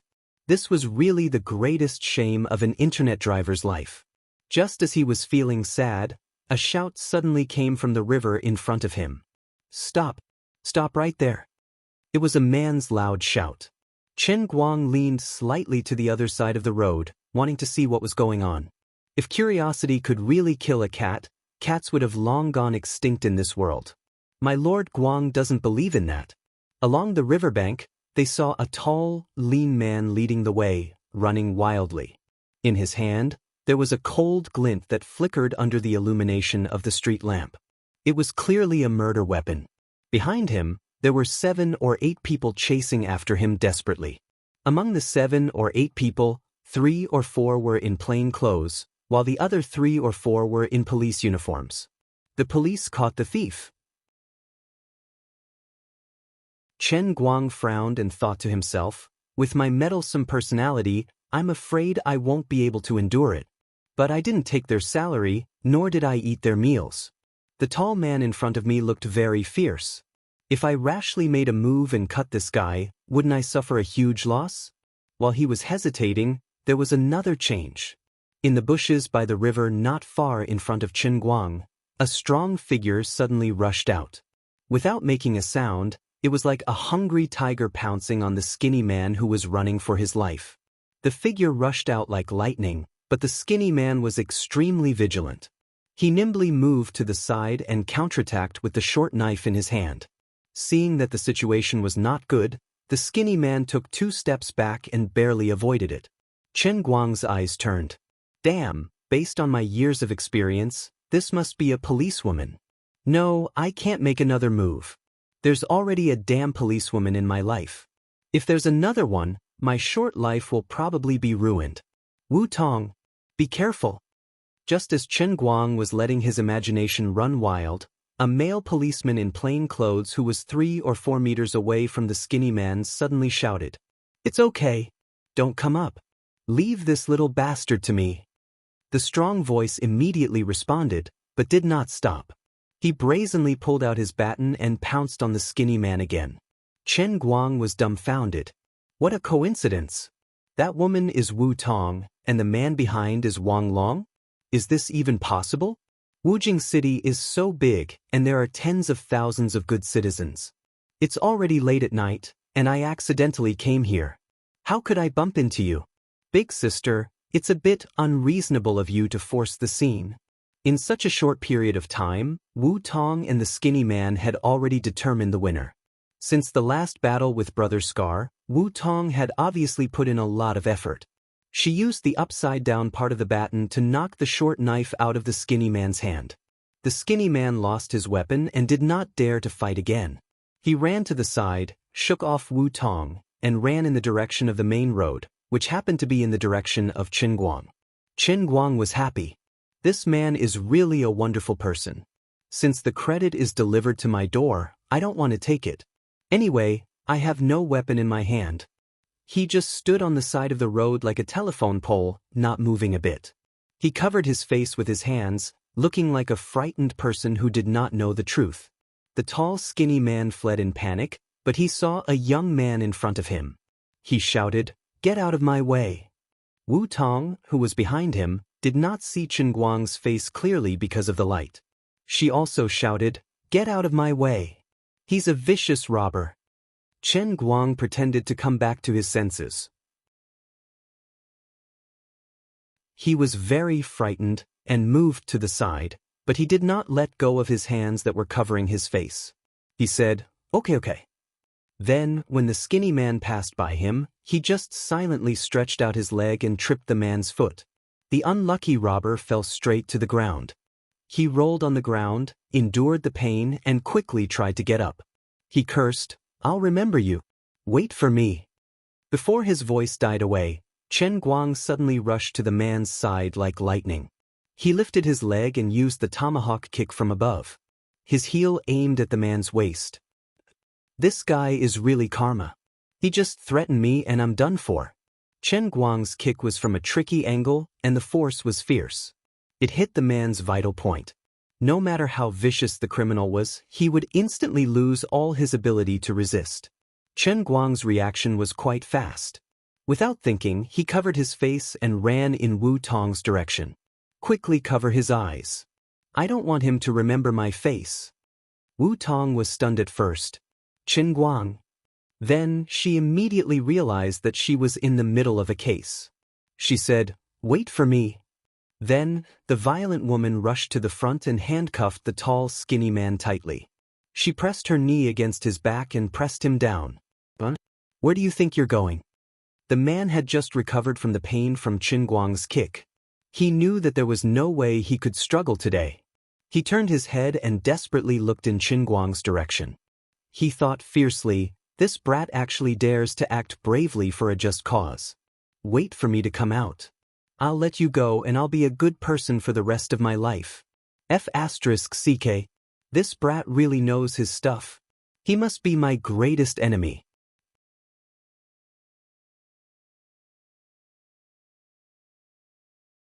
Chapter 139. At this time, Chen Guang had already pulled up his sweaty shirt and covered the bridge of his nose, revealing only his eyes. He looked sinisterly at the tall, lean man who was pinned to the ground. His face was full of an expression that was asking for a beating. Come on, come hit me. When Wang Long passed by Chen Guang, he only gave him a slight look. Then, following Chen Guang's thoughts, he rushed forward, took out a black burlap bag, and covered the wanted criminal's head. After everything was done, Wang Long and the others escorted the man away. Wu Tong used the excuse of resting to pull Chen Guang's butt to sit on a chair by the river. She interrogated him, "You brat, why aren't you going back to school in the middle of the night? Why are you strolling by the river? What are you up to? Did you do something bad to a girl from a good family?" Chen Guang glanced at her disdainfully. You should show some respect to good citizens who act bravely for a just cause. What kind of attitude is that? How dare you question my character? However, Chen Guang was thinking in his heart that he couldn't let her know the truth. After all, he wasn't the kind of person who would tell others about his misfortune. Anyway, I won't say it even if you beat me to death. You can guess however you want. Wu Tong pinched his shoulder in annoyance. I'm your sister, an elder. Of course, I have the right to control you. But, since when did you become my sister? I don't acknowledge it at all. Chen Guang thought, if it weren't for the fact that I don't have a car and can't bear to spend money on a taxi, I would have waited for you to give me a lift back to Wenxing Town. Who the hell would accompany you here talking nonsense? You just accept your fate. Anyway, what you said in Panjiang's ward that day, I admitted it all on the spot. Now you want to deny it? No way. Wu Tong chuckled. She loved to see Chen Guang fuming with rage, but there was nothing he could do about it. She felt that today was really fate. She went out to catch a thief, and she followed him all the way to the city center. It was even in the middle of the night, and she actually bumped into him. What made Wu Tong the happiest was that Chen Guang was now sweaty and smelly. Although Wu Tong said those words, she didn't think that he had a secret date with a girl. How could a date be so smelly? In fact, her heart was in a mess these past few days. She felt that it was very likely that she was sick and very sick. That was why she practiced boxing with all her might. Only when she was bombarding the target would she be able to completely forget about those unimaginable thoughts in her mind. She still couldn't forget the strange incident that happened that night at the police station. Even if the bitter and unforgettable feelings at that time were long gone with the wind, the taste and feelings still lingered. The next day, when Chen Guang used her sister's name to scare Panjiang, Wu Tong didn't feel disgusted at all. Instead, she was secretly delighted and immediately accepted it. In retrospect, she found it unbelievable. Could it be that I really like him? The Prince Charming in her heart was obviously a tall and mighty unrivaled hero. What was so attractive about this young and ignorant brat? But no matter how she found thousands of reasons and thousands of excuses in her heart, she still couldn't convince herself to completely forget the palpitations of that night. She hadn't seen Chen Guang for the past few days, and from time to time, this brat's mischievous smile would appear in her mind. I'm simply a ghost. I'm possessed. Then today, she met him here, and coincidentally, she helped him a lot by catching a very fierce robber. Wu Tong absolutely didn't want to admit it, but she was really happy in her heart. She was especially relaxed, so she deliberately teased him like this. Forget it. You want me to recognize you as my god-sister? Please, go on the internet and check what F***CK, sister, means. Chen Guang was a little regretful. Maybe he shouldn't have used this policewoman to show off in front of Panjiang that day. It seemed that he had invited trouble for himself. Sure enough, after listening to his excessive teasing, Wu Tong actually didn't get angry. She just blushed and slapped him on the shoulder. You impudent brat, you even dare to tease your sister? Believe it or not, I'll catch you and interrogate you. Chen Guang was dumbfounded. Damn it, there's definitely something wrong with her current state. Big sister, I'm teasing a good policewoman in public. Can't you be angry for me to see? Could it be that she really likes me? There's no reason for that. Didn't I also eat Lioli's spiritual secret technique? Now my acting skills are still in the negatives, but you've become so undignified? Chen Guang had forgotten that what Lioli gave him was only deep hypnosis, making him think that he was a movie king. What Lioli gave Wu Tong was more high-end, more valiant, and more emotional control. Of course, the two couldn't be mentioned in the same breath. There were a lot of coincidences that led to her current state. If Wu Tong was a man, even if she loved him to death at that time, as time passed, even if there was still some lingering feelings left, it would definitely be completely suppressed and erased by the unbearable disgust as time passed. But Wu Tong was a woman, and a virgin at that. No matter how stubborn she was, it couldn't change the fact that Chen Guang wasn't annoying. He was good-looking, had a great body, and although he was a little hot-tempered, he also had a sense of justice. Although it was impulsive to injure Panjiang, his motive was to uphold justice. No matter how tough Wu Tong was, she was still a normal woman. Coupled with the lingering feelings of emotional control, it was reasonable for her to have feelings for this handsome young college student who had a sense of justice. In the end, Chen Guang pinched his nose and acknowledged this cheap sister. After all, she was really quite beautiful. He took Wu Tong's wrangler back to Wenxing town, and Wu Tong sent him all the way to the school gate. When they passed by the school wall at the corner, Chen Guang got out of the car first. This brat actually climbed over the wall. Leaning against the car window, Wu Tong watched Chen Guang jump over the school wall with his butt in the air. Then he nimbly flipped over the wall. Separated by the iron fence, he turned back and waved, then walked inside without looking back. Wu Tong's chin rested on the window as she watched the kid's back. In that instant, an emotion called reluctance surfaced in her heart. Then, she suddenly sat up straight and looked at her pale face in the rearview mirror. She slapped her beautiful face and said to herself, "I'm crazy." Dragging his exhausted body, Chen Guang finally returned to the dorm at 2 o'clock in the morning. He quietly stood at the door for a few minutes, and sure enough, he heard Lin Jingwei and Bai Nyangzi whispering to each other. When Chen Guang heard this, his balls ached. These two grandsons really didn't have anything good to say.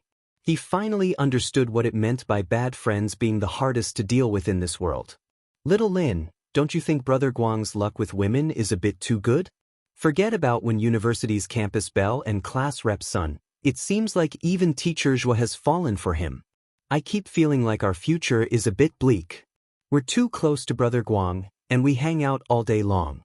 As long as a beauty appears in our social circle, we'll definitely be attracted to him. Just thinking about it makes me feel sad for myself." "Shut up, Bai Nyangzi. You just need to like men. *CK. Be careful, or I'll climb into your bed while you're asleep and *CKU. Chen Guang smiled knowingly. Little Lin was a good friend, and not as poisonous as Bai Nyangzi. Unexpectedly, after a short moment of silence, Lin Jingwei said, "That's right. He's not back yet, so Teacher Zhuo will probably be on sick leave tomorrow. Anyway, I'll go to the lab tomorrow and steal a bottle of sulfuric acid. If Gao Ya also likes him, I'll splash sulfuric acid on his face. *CK. I'll chop you two grandsons to death."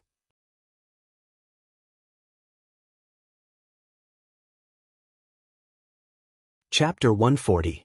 Fiercely pushing open the door, Chen Guang strode in. Lin Bai and Bai Nianwei, who were very energetic in their writing, were dumbfounded. With the bright white moonlight shining in through the window, the two clearly saw the rather ugly expression on Chen Guang's face. "Oh my, Brother Guang, why did you come back so late? You scared me to death." Bai Nyangzi laughed. Chen Guang rolled his eyes. "Yeah, if I didn't come back any later, you two would have written a book called Young Ah Guang and Young Married Teacher Zhua." The two laughed awkwardly. Lin Jingwei's face was red. "How could that be? You can't blame us. It was you who came back late and caused a misunderstanding. Although Bai Nyangzi made a wild guess, our original intention was to bless you. In this era, teacher-student relationships aren't that important. Teacher Zhua isn't that old, and he's very close to us. We all support you. Continue to lie for me. I want to see how many flowers you can weave." Chen Guang pointed at Lin Jingwei. "Where's your sulfuric acid? How many liters do you need to drink? I've never seen such a shameless person. Damn, it was you who said that Teacher Zhuo was going to call in sick tomorrow." Lin Jingwei's square face turned red, and he cursed his bad luck in his heart. How did they just happen to hear this part? Everyone thought that you wouldn't be coming back tonight. You're a bit unreasonable. Quietly guarding the door at 2 in the morning, eavesdropping on us, it's impossible to guard against. Huff huff huff, the drunk Xiong'er was lucky enough to escape. After all, he was already this drunk and couldn't participate in the bedtime discussion. "If I don't poke you two upside down today, my name isn't Chen Guang." Chen Guang was too lazy to explain to these two that there was actually nothing going on between him and Teacher Zhua. After all, if he told the truth, wouldn't it be even more awkward? Then, he sat down on his chair, took out a brand new pencil, and began sharpening it. It was said in Jianghu that many years ago, Chen Guang had a unique skill. People called it the pencil kill. It was extremely ferocious and had once set off a bloody storm in Jianghu. It was only after he had injured a classmate that he was hung up and beaten by his father for 2 hours that he sealed this unique skill in ice. This was already something that happened in junior high school. Today, he decided to restart his unique skills and teach Lin Jingwei and Bai Fan, the two fellows who had randomly arranged their stances. Seeing that he began to sharpen his pencil without saying a word, Lin Jingwei and Bai Fan were so scared that they almost peed their pants and jumped out of bed. This guy was really angry. Both of them had heard Qin Guang boast about the illustrious achievements of his pencil-killing technique. Now that the ice-sealing artifact had reappeared in the world, it was going to stir up a rain of blood again. The ones who were in danger were themselves. Not daring to delay any longer, the two of them jumped off the bed and pulled on Qin Guang's shoulders. "Oh, my brother Guang. Don't be like this, calm down. Brothers, don't you understand us? Didn't we learn our cheap mouths from you? How could we have thought that you would come back at this time and happen to hear us? Please be magnanimous and spare you." Bai Nyangzi was not only good at sharpening his tongue, but he was also good at begging for mercy. Lin Jingwei chuckled as he massaged Qin Guang's shoulders and legs. "Big brother Guang, slow down. Don't tire yourself out, and don't injure your hands. The injury on your right hand hasn't healed yet. It's not suitable for strenuous exercise. Go to bed early and rest." Qin Guang didn't even raise his head. "Go and pour a glass of water for me." Of course, he didn't really want to poke these two people. Since he knew the danger of this kind of dangerous action, he wouldn't use it as a joke anymore. He just wanted to scare these two grandsons, so that they wouldn't be able to keep their mouths shut and make up all kinds of things about him. Lin Jingwei gave him a look, and Bai Nyangzi picked up the glass and ran out of the living room to find the water dispenser to pour water. When Bai Nyangzi came back with the water, Qin Guang was sitting there like a gold knife. He held a pencil that was half sharpened in one hand and a glass in the other. He looked at the two people fiercely. "You guys don't talk nonsense. My reputation doesn't matter. Think about it, if this kind of thing gets out, how can Teacher Zhuo face others? Nothing happened to him, but his reputation was ruined for no reason. How much damage would that do to the girl? I say you two are really too much. Am I such a shallow person? There must be a special reason why I came back so late today. I don't want to tell you, but it's definitely not what you're guessing." As Qin Guang lectured them, their crotches felt cold. They nodded again and again. After all, they were only wearing briefs and the summer night was very cold. "Do you really think I'm such a narrow-minded person?" The two people shook their heads like a rattle drum. No. Brother Guang, you have a big heart. You're very magnanimous." Lin Jingwei said. Bai Fan nodded fiercely. "Little Lin, you're right. I'll give you 10 likes. Qin Guang sighed. "You guys, I really can't stand to see your duplicity. What's our relationship? How can I be angry when we're just joking around and making fun of me? But I really can't involve other women. Whether it's Teacher Zhuo or Sun Xiaoxuan, it's not good for them. As for Wenwen, hee, to be honest, you guys don't understand her. If you're lucky enough to see what she looks like when she uses her tricks, I can guarantee that you won't dare to make fun of her for the rest of your lives." Seeing his serious face, Lin Bai and Sun Xiaoxuan were convinced. "All right, you guys go to bed. I'll sleep in a bit." Qin Guang waved his hand domineeringly. Then he picked up the cup and planned to drink some water before going to take a shower.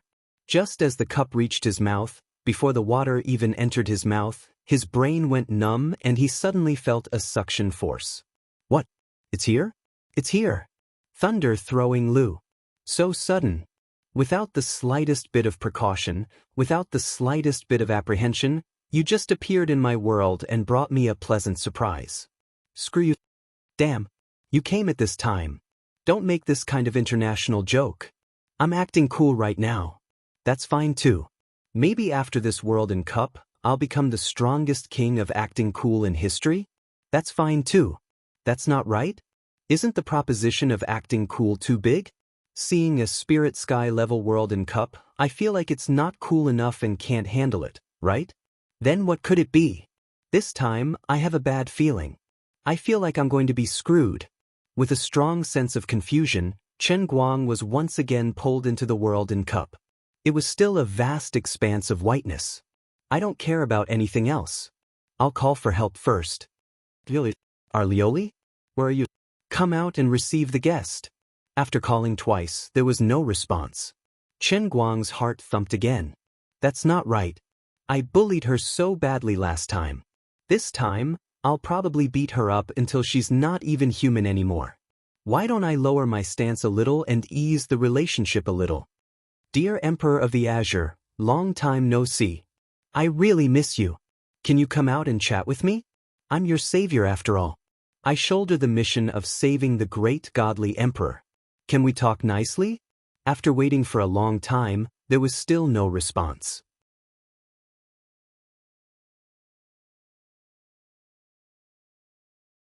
Chapter 141. The situation was already out of control, and Chen Guang began to panic. Looking at the empty sea of clouds, Emperor of the Azure did not move at all. In Chen Guang's heart, there was a touch of sadness and pain. Poor Lioli, in the end, she couldn't hold on until I saved her. She passed away just like that, passing away. This evil heavens, what kind of sin did they commit, to actually let such a beautiful and exposed girl die young? Until today, I have never really seen any substantial exposure. It is really a regret in my life. Forget it, for the next heavenly holy grail, let me go alone. Finally, it was about time, the real world in the cup began to summon. At this moment, Lioli's voice suddenly echoed in the air, busy. No time to reveal yourself. Save your divine power. Pray for your own good. Safe this time. Io, my dearest emperor, you finally gave me a definite message. Wonderful, wonderful. Just based on your last sentence, I feel at ease. Although I don't know what is waiting for me, as long as it is safe, it is enough. Chen Guang was faintly looking forward to it. Seeing how Emperor of the Azure looked as if she was facing a great enemy, in order to save that little bit of divine power, she actually didn't even bother to reveal herself. She must be undergoing some kind of great upgrade, right? Just as he was letting his imagination run wild, the pulling force of the world in the cup suddenly became stronger, and with a whoosh, he was pulled in. Coming out of the space-time tunnel, Chen Guang thought that he would hit the surface of the water, but in the end, he hit hard on a wooden board that was as hard as iron. Groggily crawling up, Chen Guang only had one thought in his mind. I swear, from now on, I will never drink Tai Guanyin again. Damn, this Tai Guanyin that had been soaked was really hard after it became bigger, like a steel plate. Obviously, this time in the world in the cup, he wouldn't get Lioli's long-distance guidance. Judging from her manner of speaking just now, there was no hope. But it didn't matter. She had already said that it would be safe and steady. Shaking his head, he regained his vision. Looking around, he took a good look at the surroundings of this world within the cup, and spat out a mouthful of blood. No matter how much I calculated, I couldn't predict it, and I couldn't guard against it day and night. In the end, I was tricked. The environment he was in now was similar to the world in Dota 2 Cup. However, the environment looked much better, and the scope of the world in the cup was much larger. The quality of the surrounding objects was no different from the real world. There was no mosaic at all. It was clear that after resting and recovering for the past few days, Lioli had indeed slowly controlled the aftereffects of the realm of transient sea. Perhaps, this was the normal level of the heavenly spirit realm. It was about 200 meters in diameter, exactly the same as the real world, a real world in a cup. He had finally returned to normal. Come to think of it, although the repercussions of using the realm of transient sea was terrible, Chen Guang really missed that high-end experience that was no different from the real world. Look at what was given in the end. A small broken fish pond with only one computer? The electrical circuit was still at the level of mosaic. An 8-bit racing god training ground? That feeling was basically like when one was used to playing large-scale 3D games, such as The Witcher 3, Raleigh 5, and other standalone games, and suddenly only had the feeling of holding a Tetris brick in one's hand. The past was unbearable.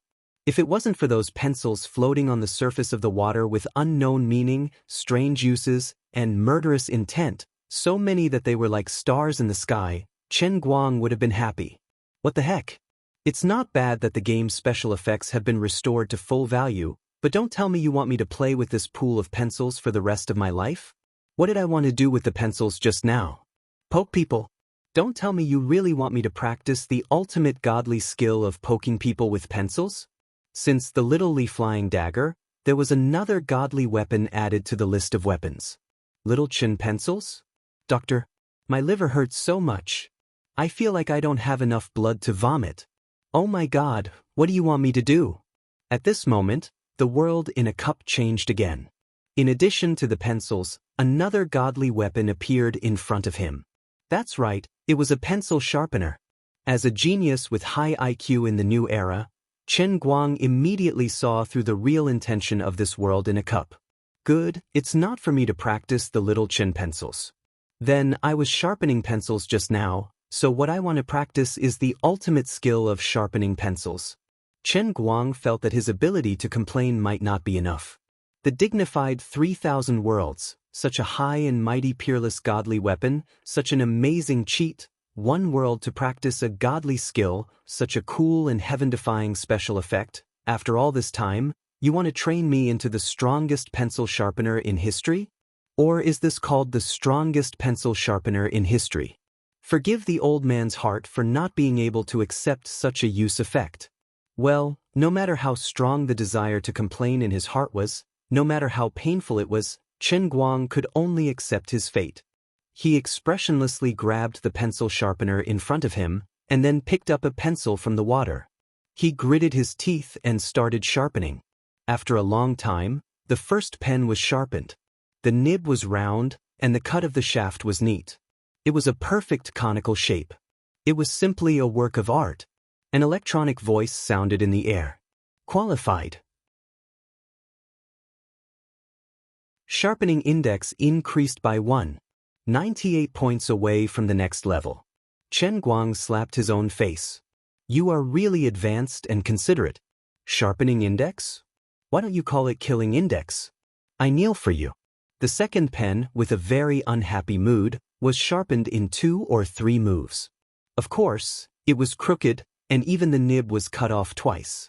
Unqualified. Sharpening index decreased by 199 points away from the next level. You won, and you can even decrease it. It was I who lost, so please accept my kneel.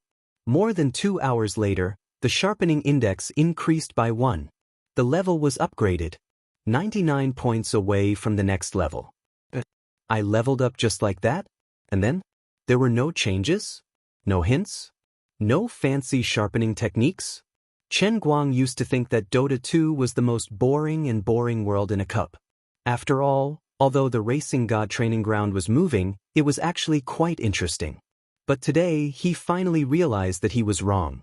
Ridiculously wrong. There was no lower limit to the world in a cup. Don't try to challenge its limits, because it would always give you a head-on blow when you weren't expecting it. This time, I've lost in a complete mess. Gut. At least give me something different for the third level. This kind of setting will give me a psychological barrier. 3 days later, the sharpening index increased by 1. The level was upgraded. 99 points away from the next level. Still, there were no changes.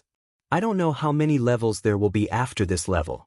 To be honest, I might not be able to survive this time. Anyway, I have a sharpener in my hand. Why don't I use this thing to slit my neck? After gesturing at his neck for a long time, Chen Guang couldn't bring himself to do it. He felt that he could still save himself. Half a month later, the sharpening index increased by 1. The level was upgraded. 99 points away from the next level. Thank God, at least it was a little different. Even if it was just a little change, it was enough to move him to tears.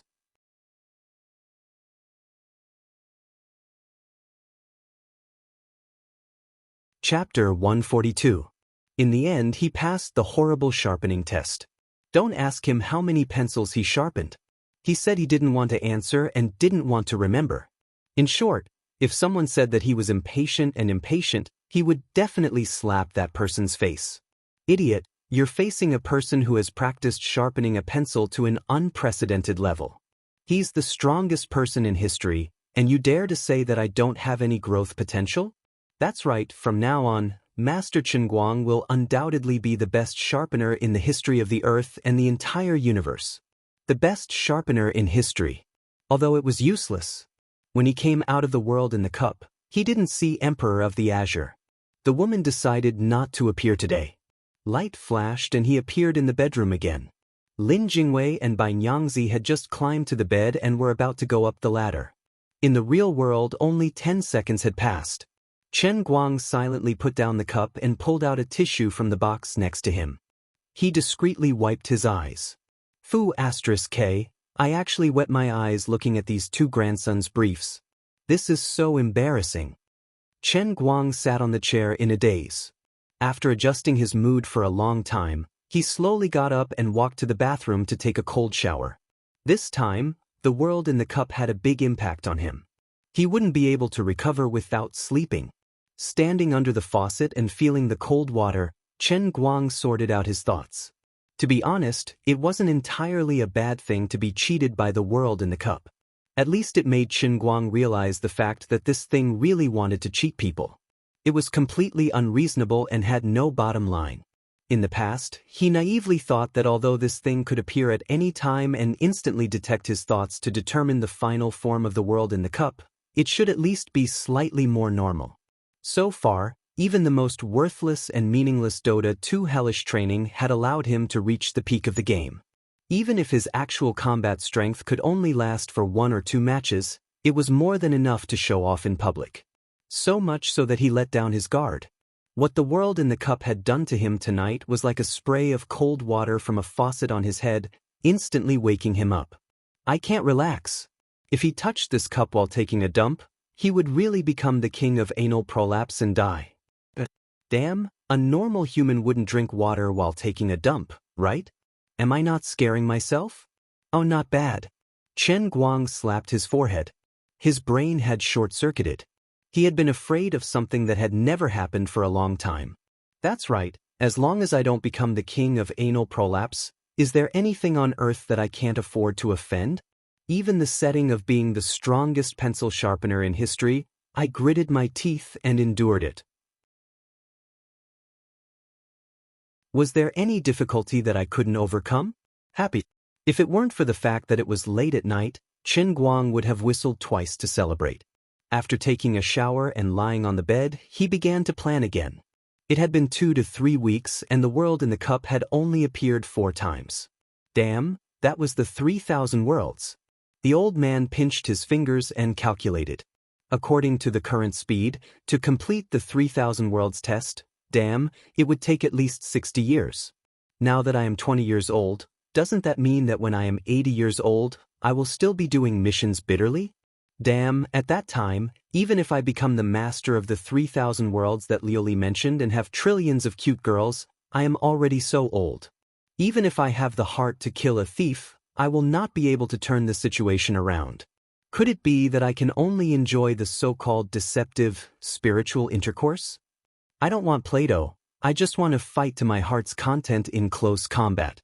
Thinking of this, his heart felt really cold. It was so depressing that he couldn't even muster up his energy. Wait, I seem to have forgotten something? What I said just now was already a very good situation. According to the so-called naughty nature of the so-called divine weapon upgrade, the later it was, the longer the upgrade time would be. Could it be that my glorious responsibility as a savior will eventually be defeated by time? Will I die of old age before I can save the person? The dignified savior of the Emperor of the Azure in the endless divine realm failed the mission because he died of old age. Such a setting revealed a complete sense of despair. Unfortunately, Lioli seemed to be in seclusion now. Otherwise, Chen Guang really wanted to call her out and have a good talk with her about the insights he had just thought of to see if she had prepared any backup plans. Thinking about it carefully, she couldn't be so deceptive that she couldn't even think of such a simple reason. Could it be that since I became a savior, I was destined to live forever? Then wouldn't I have to be like the protagonists in some TV shows and movies, constantly watching my loved ones grow old and die one by one? Professor Dew from the stars? Wouldn't this plot be a bit too torturous? Nowadays, this kind of sadomasochistic plot is not popular. In a daze, Chen Guang didn't have the ability to continue letting his imagination run wild. After all the torment today, he was really exhausted. As he lay down, he closed his eyes and fell into a deep sleep. After a long time, in the middle of the night, on the writing table under his bed, the heavenly grail was faintly emitting a milky white light. The crazy laughter of the Emperor of the Azure echoed in the grail like a ghost, but the volume was as soft as a mosquito. Even Chen Guang, who was on the upper bunk, couldn't hear it. Wah! I've succeeded. I've finally succeeded. I finally don't have to live like a prisoner on death row anymore. I can go online now. Ha! I've changed from a prisoner under house arrest to a female otaku who can't go out. This is a huge leap in quality. The naked Emperor of the Azure's portrait danced on the heavenly grail.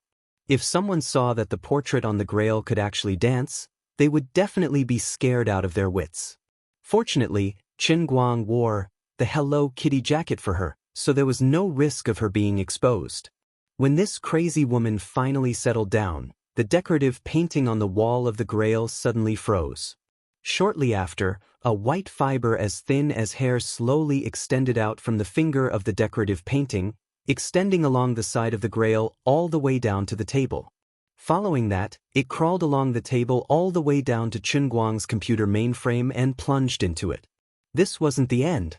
After waiting for a while, another white fiber extended out and followed the steel pipe that was one with the bed. Like a creeper, it quietly flipped over Chen Guang's head and pierced into his phone that was placed on the bedside table. After a brief flash of light, the two fibers gradually dimmed and disappeared. The Emperor of the Azure snapped her fingers in the Grail world. It's done. Shortly after, she muttered to herself, it seems like it takes a lot of divine power to maintain the internet. My lustrous feather dress? Forget it, I don't care anymore. I can't hold it in anymore. Going online is important. There's nothing more important in this world than going online. No one knew what the Emperor of the Azure planned to do online. The only thing they could be sure of was that the data on Chen Guang's phone was definitely going to explode.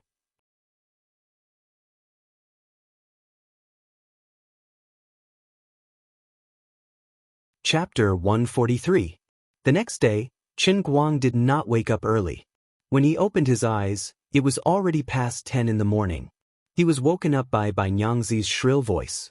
These two grandsons were restless the moment they woke up. Nyangzi was lying next to Xiong'er's head in the form of a golden-haired lion king, providing a gentle and caring roar to wake him up. However, Xiong'er had been drunk all night and was in a good state. Nyangzi's roar could do nothing to him. Chen Guang opened his sleepy eyes and watched Nyangzi's various performances. He felt that this guy had ulterior motives. On the surface, he seemed to be tormenting Xiong'er, but he was secretly taking revenge on him for scaring him last night. If I didn't know you were narrow-minded, I would have been fooled by you. What are you howling for? Do you see my fist that's as big as a clay pot? Do you believe that I can turn you into a national treasure? Chen Guang roared in annoyance. Nyangzi turned around and chuckled. Oh, Master Guang is awake? Do you need me to buy you breakfast? Chen Guang thought for a moment and nodded. Sure, I'll go back to sleep. Bring me a bowl of porridge and 4 steamed buns. Lin Jingwei finished washing up and walked in from the door. He asked, one more than usual? Chen Guang spat in his heart. How could this guy be so observant? Could it be that the real gay guy in the dormitory was not Nyangzi, but this guy? I'm still growing. Eating more is useless. What do you guys know? I'm going to sleep for a while more. After saying that, Chen Guang fell down again. It was rare that he did not have any classes in the morning. It was the perfect time to laze in bed in the hot summer. Of course, it didn't matter if he had classes or not.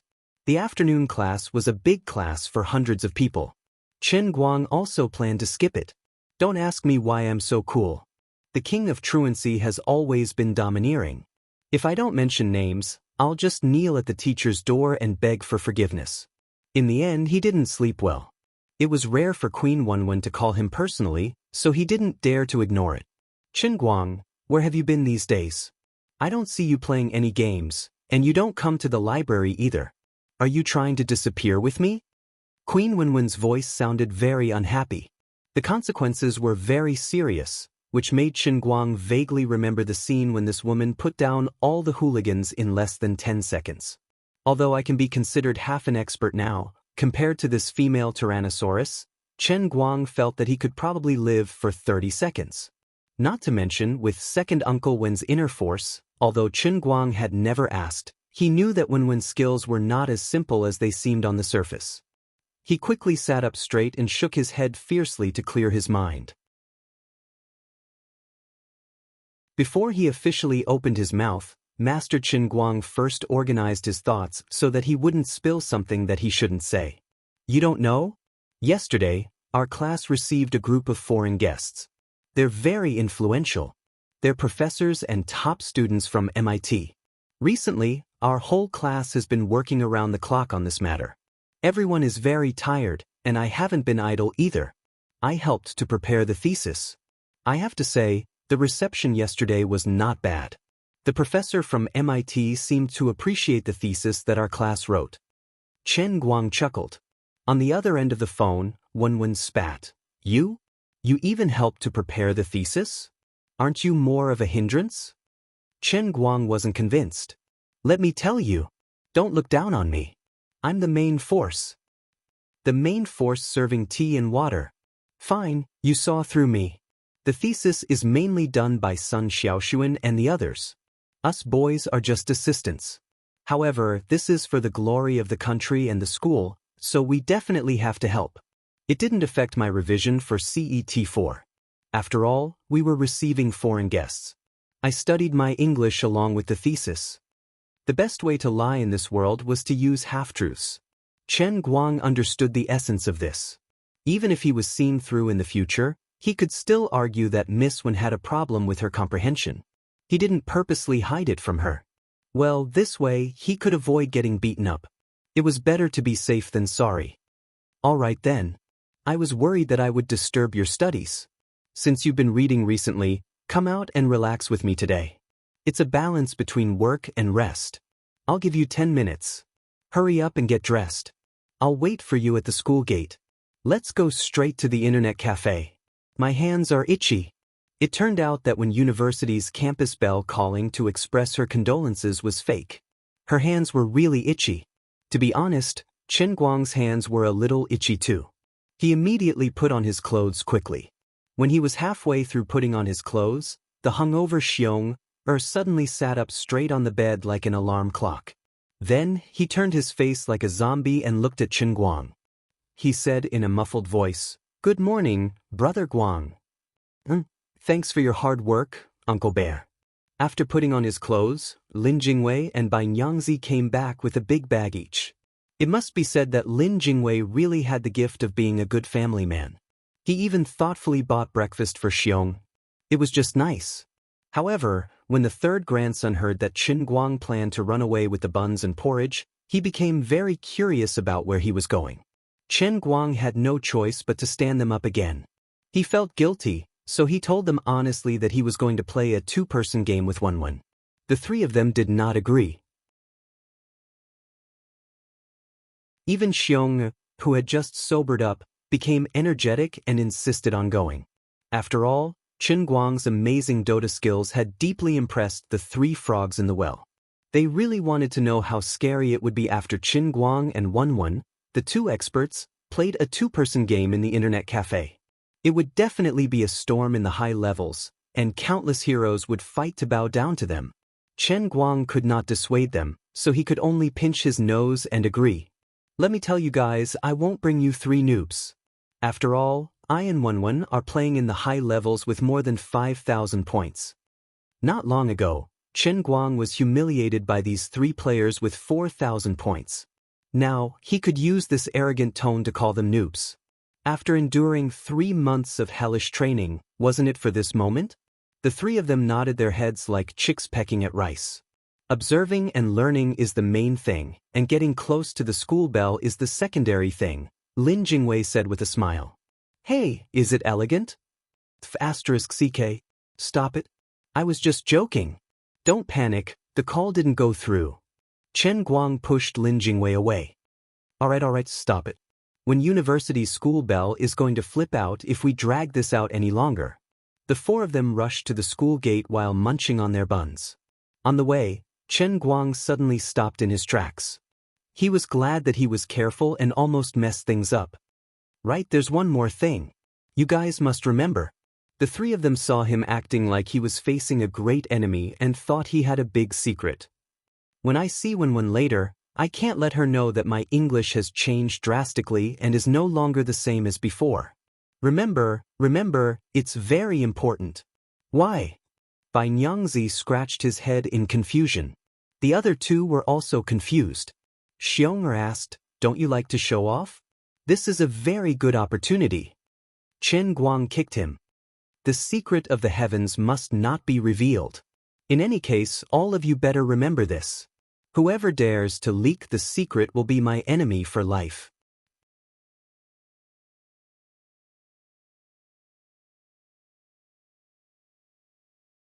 Chapter 144. Although they did not understand his intentions, the three of them felt that he must be plotting something when they saw how serious he was. They all swore to the heavens that they would not betray their brother's trust. Otherwise, they would die a horrible death. Alright, since you guys are so sincere, I'll show you what it means to be the strongest duo of hacks in history. Miss Wen said 10 minutes, so they did not dare to waste a second. When they rushed to the school gate, they checked their watches and arrived at the 10-minute mark. Chen Guang quickly explained, these three grandsons insisted on coming with us to broaden their horizons. They wanted to see how powerful we are when we're playing against each other. I couldn't even stop them, so we wasted some time. Xiong'er stuck his head out from the side with a face full of admiration. When university's campus bell is still as beautiful as ever. Our school's iron gate is practically blossoming with flowers. Bai Nyangzi jumped excitedly. That's right. Needless to say, while Wen was waiting for them at the school gate, many people had already bumped their heads into the lampposts one after another. Today, she was in high spirits. She wore a pair of tight waistcoats, a white shirt, and a black waistcoat. Coupled with her refreshing long hair and her tall, slender, and plump figure, she looked like a strong woman. Wen smiled at Chen Guang and waved her hand nonchalantly. Stop dawdling, let's go. The ignorant and fearless Lin Jingwei, Bai Nyangzi, and Xiong'er did not know that Chen Guang had already pushed them to the gates of hell. If when university's campus bell really ran out of patience, it would be the fault of these three burdens. The five of them plunged into the internet cafe. When they entered, some of the ignorant and pitiful youngsters looked up. The five of them entered in unison, and there was an outrageously beautiful girl in the middle. They all looked at them curiously. It was another team of five. However, they actually had a girl with them, and she was so pretty. I curse you guys to make the girl beg for death. Chen Guang and Wen were already used to these people's expressions, so they didn't think much of it. This was the first time that Lin Jingwei and the other two were tagging along, so they weren't used to it. After all, Chen Guang was a tragedy in the past. Wen's training with him was called weight-bearing training. Of course, she wouldn't let these three grandsons come to the internet cafe to watch him being tortured to death in the high levels. Now that he was different from before, he dared to bring the three of them out. These short-sighted fools, they must think of us as the babysitter clan. Bai Nyangzi pinched his throat and said unhappily. Lin Jingwei, on the other hand, was calm. He smiled coolly and said, these pitiful mortals don't understand that the true glory of babysitters is when Brother Guang is babysitter. Chen Guang sat in his booth and looked askance at these three pitiful fools. They didn't know how dangerous it was to tease when university's campus bell. They were dancing on the tip of a knife. Although the three grandsons had also turned on their computers, they didn't plan to sit down and fight. Instead, they surrounded Chen Guang and Wen, planning to get close to the people's gods. The most painful wait was the time before the computers were turned on in the internet cafe. Chen Guang and Wen were bored to death and felt uncomfortable. Especially Chen Guang. He thought of the world in the sharpening cup last night and thought, this isn't right. Every time I learned a godly skill in the world in the cup, I would immediately use this godly skill to show off. Although the setting of being the best pencil sharpener in history was useless, it could be used to show off. If I don't show off, how can I live up to the miserable days and nights I spent with the sharpener? I can't let my hard work go to waste. Bai Nyangzi, I have a task for you. Go to the internet cafe counter and find me a pencil sharpener and a pencil sharpener.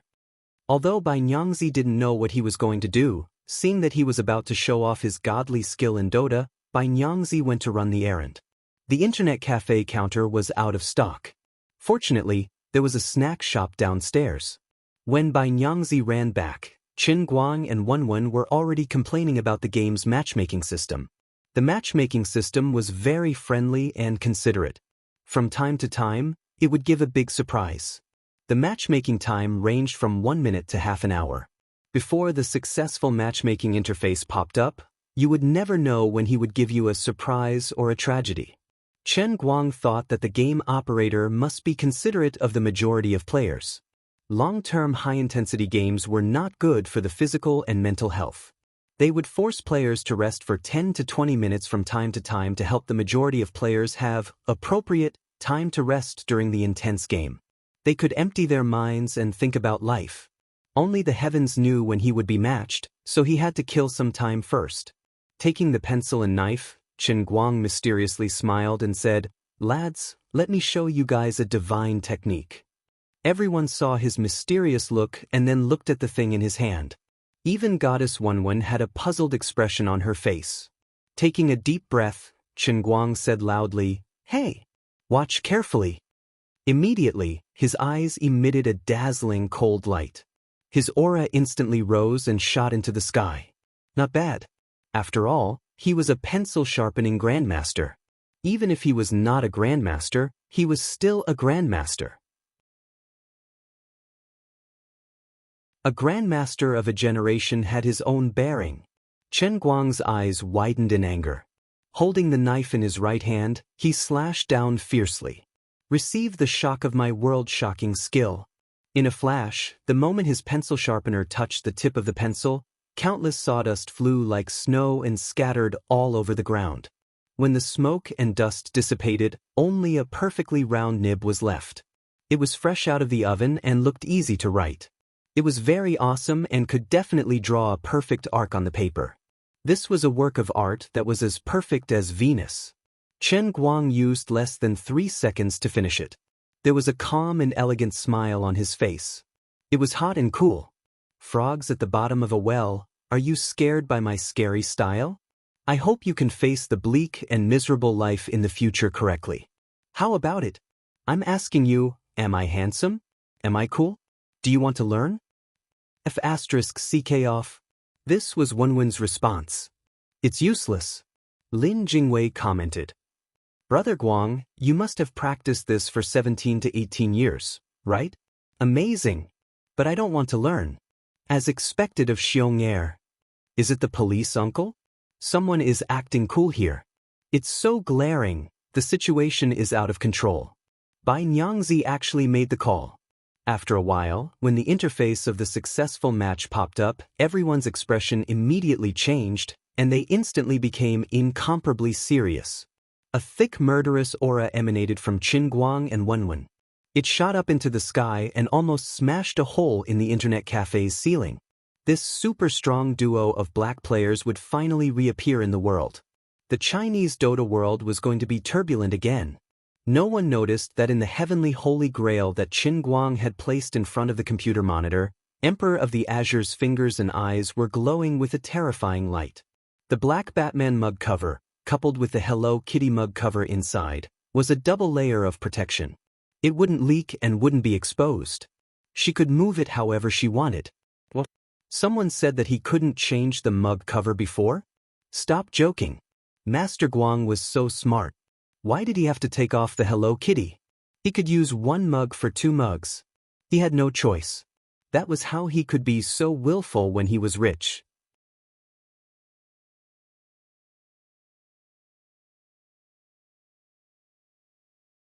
Chapter 145. About 40 minutes passed. He looked at the dazzling words, "Heavenly Brilliance's Victory," on the screen. Chen Guang's hand that was holding the mouse froze. He had a blank look on his face. He did not understand what had happened at all. That was because he was on Yi Jie's side, the losing side. Wenwen's face was also blank. She had played this game for many years, but had never encountered such a strange game. From start to finish, she did not feel anything out of the ordinary. Wenwen, who was in charge of the mid lane, played the blackbird. Her performance was stable. She suppressed in the early stages, fought in the middle, and carried in the late stages. She was like a stabilizing force. Chen Guang, who was in the center position, chose the Phantom Assassin, a hero with explosive power. In the early stages, with the cooperation of his teammates, he completely destroyed the opponent's disadvantageous path. In the middle stages, he relied on his godlike skills and awareness to kill the opponent, escape from death, or counterattack in a desperate situation. We have a huge advantage this round. We have a huge advantage this round. We have a huge advantage this round. We will definitely win this round. Watch and fight. But in the end, the strongest pair of blackbirds in history lost this round. They actually lost. The people who lost were baffled and confused. The reason was that in the last round of the team battle, the opponent was sleepwalking from start to finish. The Dark Sage, who did not contribute as much as the soldiers of Heavenly Brilliance, suddenly stood up and blocked in front of Chen Guang's Phantom Assassin. As a high-damage output late game, Chen Guang decisively flashed forward and prepared to send him on his way. Then the problem was, I attacked 18 times in a row, and none of them were critical hits. What does this mean? This guy was so tough that he was unreasonable. He was as disgusting and annoying as a dog skin plaster. Even when all of his teammates were lying on the ground, Chen Guang still could not kill the Dark Sage who was stronger than a cockroach. In the end, the opponent counterattacked and took away the base. Throwing away the mouse, Chen Guang turned to look at the people behind him and asked, "Did I play perfectly this round?" The three nodded. "Perfect. Don't you think my mechanics are cool? So cool that I can fly. Did I make any mistakes? Then why do you think that's the case? Why did he lose?" Bai Nyangzi analyzed, maybe, it's because we didn't wash our faces before we left, so your face is too black? Chen Guang covered his face, feeling an indescribable pain in the ass. He had thought that he could easily close his eyes and kill everyone, but he didn't expect that he would have such a bad start and get hit in the knee by an arrow. "Director, this is a little different from the script I imagined. I want to stop acting." The other side must have used an anti-crit cheat. The opponent was a cheater. Wenwen, on the other hand, twisted her neck, rubbed her fingers, and gritted her teeth. This lady doesn't believe this today. Again. Are you okay? Of course, she still remembered Chen Guang's nausea. Chen Guang carefully thought about his current condition. Although he felt a little uncomfortable, he could still bear it. He nodded and said, "All right, one more." Half an hour later, when their base once again fell under the enemy's siege, Chen Guang exploded. Unable to care about anything else, Chen Guang threw down the mouse and rushed to the internet cafe's toilet. The other four were already used to his behavior, but they couldn't understand the huge victory of Nightmare on the computer monitor. In this game, Chen Guang and Wenwen were on the Sky Brilliant side. The development of the plot was almost the same as the previous game. They had all kinds of advantages in the early stages, and with Wenwen's nearly 8,000 points, Chen Guang's strength as the strongest player in history, and the 5,000 groups, it was impossible for them to meet an opponent that was too difficult to deal with. But in the end, there was still such a person who fiercely stood up and pulled the unstoppable Chen Guang to the ground, his mouth full of mud. Wenwen frowned as she looked at that slightly familiar ID. Then she returned to the game interface and looked at the game record of the previous game. She discovered an exceptionally surprising fact. In 2 consecutive games, the person who had successfully suppressed Chen Guang's performance was actually the same person. It was an unknown player with the ID Jiangliua. Lin Jingwei and the other 2 also saw that something was amiss. Bai Nyangzi deftly searched for this person's battle record on his computer, and his face was even more bewildered. Strange, this person has no previous match record. It's a completely new ID that was directly matched with One University's Campus Bell and Brother Guang, and in 2 consecutive games. There's no reason for that. Could it be that the server is targeting you? Lin Jingwei also expressed his bewilderment. Even if it's really the almighty Smurf, there's no reason for this kind of newly registered ID to be matched with your high-level group. There's something fishy going on. Wenwen waved her hand indifferently. Forget it. Whether it's the server targeting us or Jiangliwa targeting me and Qin Guang, it doesn't matter. In any case, playing games is to relax. Although winning or losing is important, losing isn't a big deal. It's not like we haven't lost before. Chen Guang had thrown up in the toilet, and by the time he had run over, he had already put on a pair of sunglasses. After 2 consecutive games, the aftereffects had flared up again. Walking over to the computer, he pulled Wenwen to run away. We can't play anymore, we can't play anymore. Let's call a truce for today and fight another day. Wenwen wasn't in a hurry to get up. Instead, she forced him to stare at the monitor and asked, "Have you seen this ID before, Jiangliwa? He's the one who defeated you in these 2 games." Chen Guang clenched his teeth and stared at the ID, then went to Bai Nyangzi's computer to look at this person's battle record. He shook his head repeatedly. "I've never seen him before. I don't know where he came from." Although he looked calm on the surface, in fact, no one could understand the stormy waves in his heart. He wasn't blowing his own trumpet. After going through hellish training, he claimed to be the world's number 2, but no one really claimed to be the world's number 1. So here was the problem. This time, he had indeed completely and utterly lost to the same person. This was simply a human tragedy. Although the other side had only fought him head-on in the later stages of the game and had always looked like he was at a disadvantage, that person had, in the end, used the position of a soy sauce to restrain him, the main carry. Clearly, he had the advantage, beating the other side until he covered his head and scurried away like a rat, but he just couldn't send him back to the spring. Instead, he had been disrupted so much that he couldn't attack, which ultimately led to his team's defeat and the loss of the game. What exactly went wrong? Why do I feel that this person called Jiangliwa has completely seen through my every move? My operation can be said to be at the peak of perfection, but that Jiangliwa is equally meticulous and even better than me. Chen Guang simply couldn't understand. This opponent was ridiculously strong, simply exceeding the limits of human beings. If it was just 1 failure, it could still be attributed to chance, but 2 failures in a row was enough to explain the problem. The others hadn't reached Chen Guang's realm, so they couldn't see clearly what was strange about it. They just thought that this was an ordinary losing streak. After all, no matter how strong a professional player was, it was impossible to dominate a random game forever, and losing streaks were even more common. But Chen Guang clearly knew that things weren't so simple. There was something fishy going on here.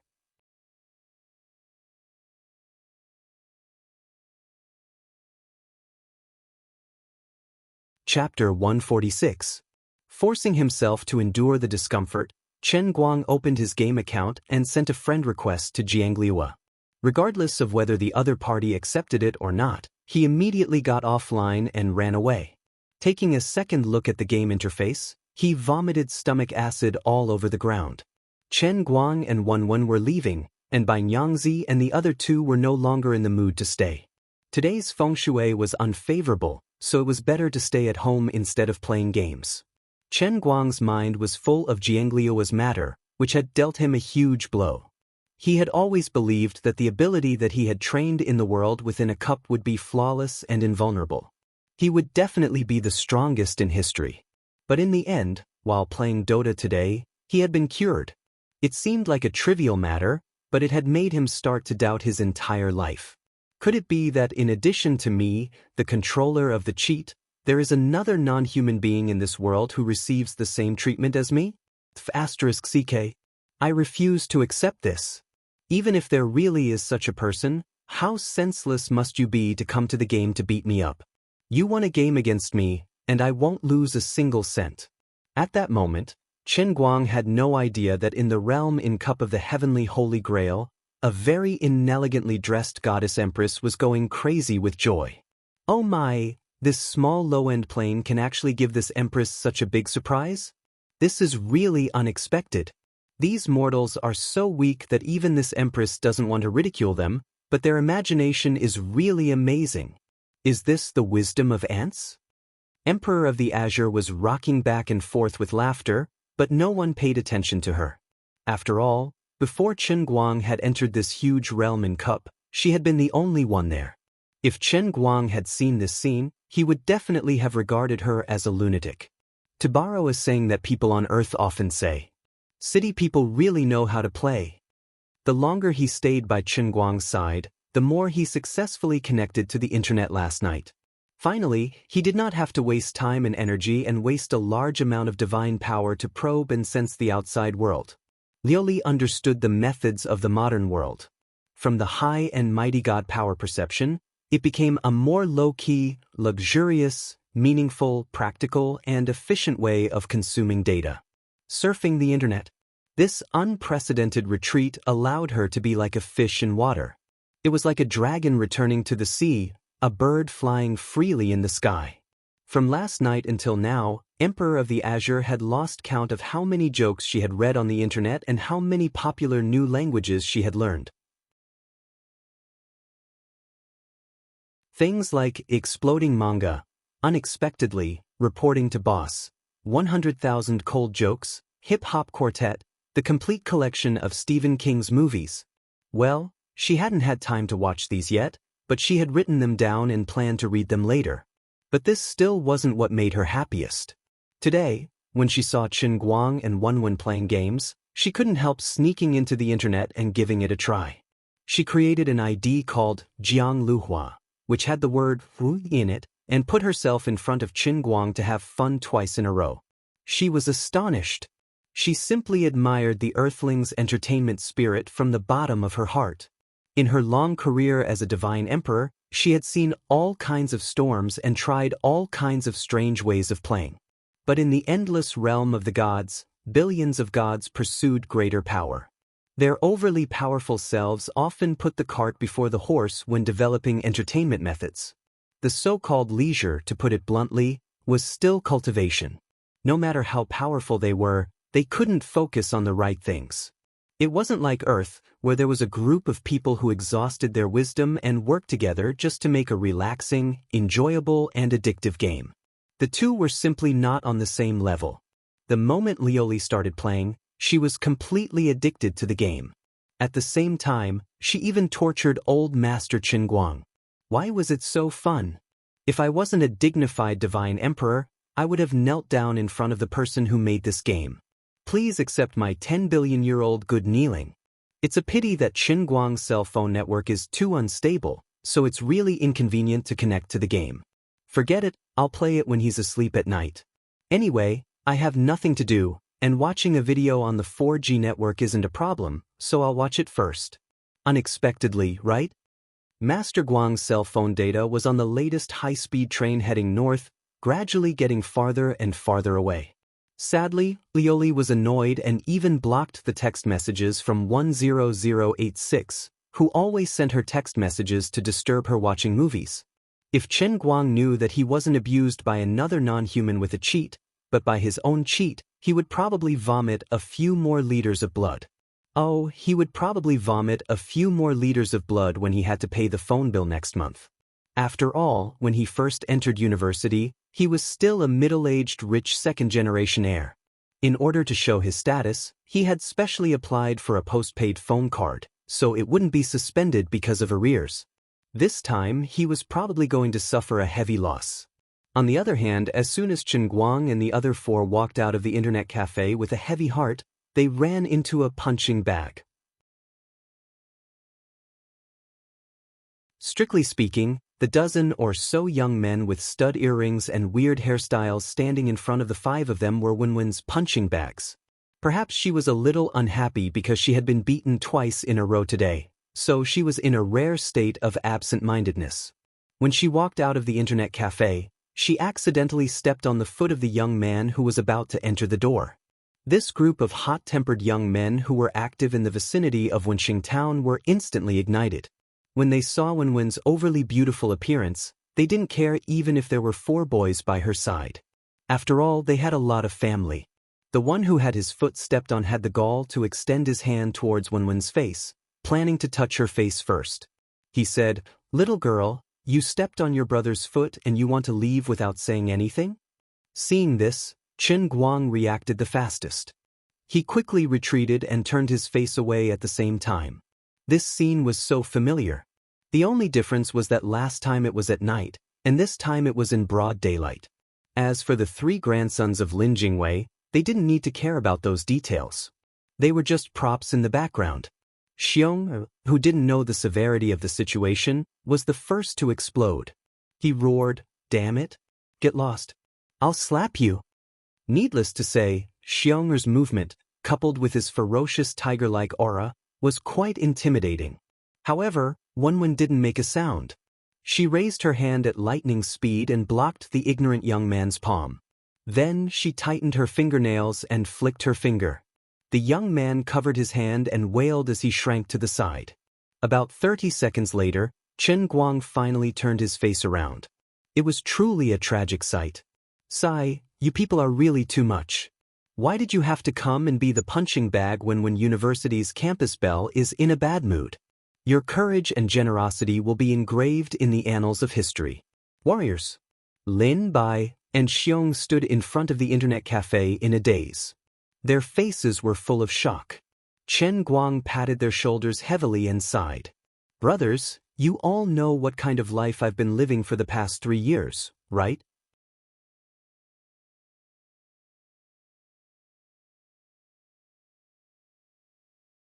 Chapter 147.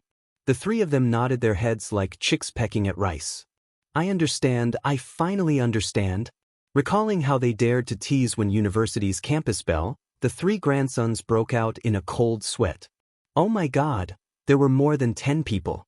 In 30 seconds, her movements were so fast that they couldn't be seen clearly. They could only see them flying out one after another and landing on the ground. No one knew where they were injured, but no one could get up. To be honest, Xiong, luckily I held you back just now. If you tried to help and got hurt by accident, hee. Didn't I have internal bleeding at the start of my first year? I never told you what happened, but it's not too late to tell you now. I was just hit by her and accidentally punched. It was just one punch. The more Chen Guang spoke, the more terrifying it became. The 3 of them looked at Wenwen with a strange expression.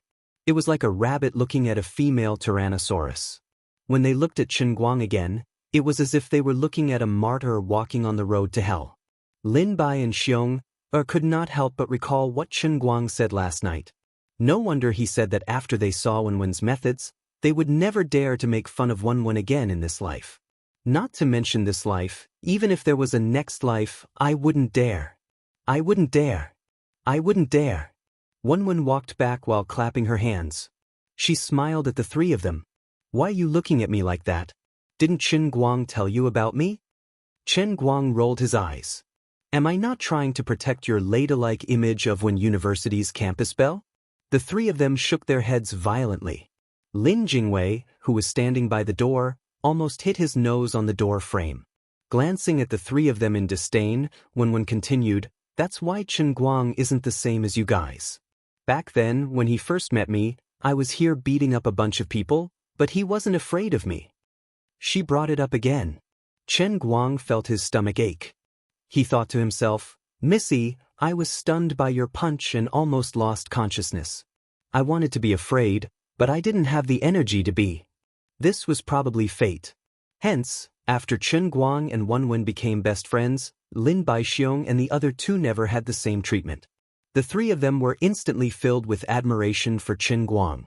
Brother Guang was indeed Brother Guang. There was only one Brother Guang in this world. Bai Nyangzi rolled his eyes. "How can we compare to Brother Guang? Alright, let's go." Wenwen wiped the blood on the back of her hand on Chen Guang's shirt. Then she waved her hand and left. The 5 of them ran away in a flash, leaving behind a bunch of wailing punks. A true warrior never looked back to see an explosion. After returning to school, Lin Baixiong and the other two found an excuse to run away. Chen Guang was dragged to the library by Wenwen. There was a balance between work and rest. After playing games, he had to pick up his studies later. The two of them sat in the library. Chen Guang stared at the papers in front of him, but he couldn't help but recall the 2 consecutive rounds. Under normal circumstances, although Wenwen was tough, she wasn't so hot-tempered. That young man had only reached out to take advantage of her, but he hadn't. At most, she had taught the leader of the punks a lesson and subdued the others. Today, she had been so ruthless, which was clearly abnormal. She was indeed venting something. Chen Guang speculated that it was very likely that his godly performance had made her look forward to the next round. She had planned to win 2 rounds quickly, but in the end, she had lost. She had been unhappy, and those people had been out of luck. Therefore, she had taken all the human sandbags that had been delivered to her doorstep. Alas, in order to save the world, in order to prevent as many innocent people as possible from being harmed, I can't lose. Chen Guang gritted his teeth and steeled his heart. He definitely couldn't let Jiangliu get away with it and ride on his head. Good.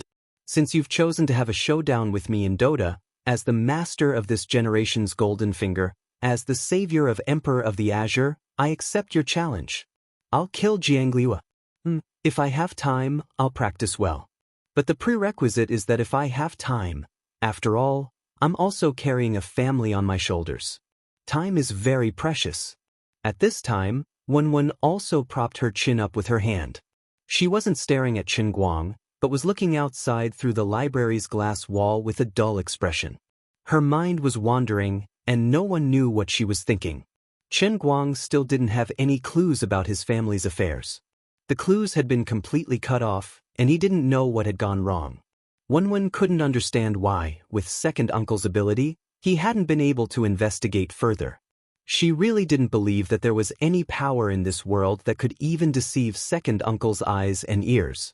Recently, some people in the family seemed to have started to get restless, and there seemed to be some undercurrents surging inside and outside the family. Being able to smoothly finish this university seemed to be the last of her contented days. Thinking about these things gave her a headache. She really couldn't accept it. Fortunately, she had beaten up a lot of people today, so she was in a much better mood. When the car comes to the mountain, there will be a road, and when the boat comes to the bridgehead, there will naturally be a way. If Chen Guang knew that a tomboy like me would also have troubles, he would definitely laugh his teeth off, wouldn't he? As she thought about it, Wenwen turned her head again and faced Chen Guang, who was staring blankly at her. For a moment, she smiled. 10 miles of spring breeze didn't care, but a smile could charm 100 people. Caught off guard by her smile, Chen Guang blushed and turned his head away. His heart was pounding, and there was only one thought in his mind. It was terrifying. How could I let my imagination run wild because of this tomboy's smile? And this was after witnessing her valiance just now? Is there something wrong with my sexual orientation? What are you doing? Why are you scaring me? Chen Guang fiercely hammered his chest twice. Even the boys and girls at the desk next to him gave him a strange look, but he managed to calm his heartbeat. Wenwen spat in her heart. Your words don't sound pleasant. I smiled at you, and you actually said I was scaring you. Her cunning mind suddenly jumped out again. You said I was scaring you, right? Then I'll give you some big news. Right, I see that you've been studying very hard recently, and your accuracy rate is almost 50%. Otherwise what? Chen Guang suddenly felt alarmed. This man was going to make a big move. Otherwise, I'll give you a little reward in advance? Then I'll stimulate your motivation? Sure enough. To be honest, since he recognized Lioli as his master, the old man hadn't drawn a map for a few days. You're making me lose my essence. No, now is the crucial moment for the old man to practice the 10 lands 8 wastelands celestial demon transformation. I can't allow the vital yang essence to be wasted for nothing. I must stabilize my heart. Is what you said true? My mouth. I can't control it anymore. Wenwen immediately laughed like a flower. She couldn't care less about the other boys who were already peeking in this direction. She clutched her stomach with one hand and stuck out a slender finger with the other, heavily poking Chen Guang's forehead. He almost flipped over. Dream on. Was it true? With your current appearance, you still have to kneel. The two of them were teasing each other here, but they didn't notice that a pair of eyes filled with hatred and jealousy was staring at Chen Guang from the gap of the stairs on the upper floor of the library. Zheng He's knuckles turned white. He was so jealous that he almost went crazy. On what basis? What virtue and ability do you, Chen Guang, on what basis?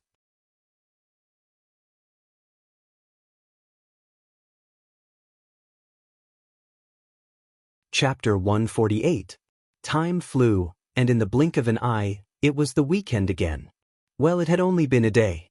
Waking up early in the morning, Chen Guang drove the Rena that he had escaped death to the city. When the master of the auto repair shop handed the repaired car to him, he said to him with tears in his eyes, "Little Chen, don't ruin the car like this. I feel pain for it just by looking at it." Chen Guang's face was red. He gritted his teeth and explained to the master, "It's not what you think." The people sent by Zhu Jifa left their hometown at about 6:00 in the morning. It was estimated that they would be sent to the long-distance bus station at 6 Apricot Tower by 9 o'clock. Chen Guang was going to pick up his parents and then go to Wujing City Hospital. After all, the people sent by Zhu Jifa to the provincial capital had other things to do. It was already very troublesome for them to hitch a ride to 6 Apricot Tower.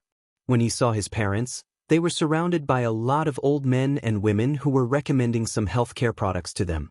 Before Chen Guang could walk to his seat and speak, he saw his father, Chen Guoli, suddenly take out a large bottle of Puss Corporation's special medicine from his backpack and shouted, "Pure American imported medicine. Specializes in treating rheumatoid arthritis, lumbar disc herniation, frequent urination, sore legs. Come, take a look. You won't be able to find such a shop." English. Ingrich. Do you know him? Pure imported. If it's fake, I'll pay you 10 times the price. The group of old masters and aunties at the side rolled their eyes and turned around to leave.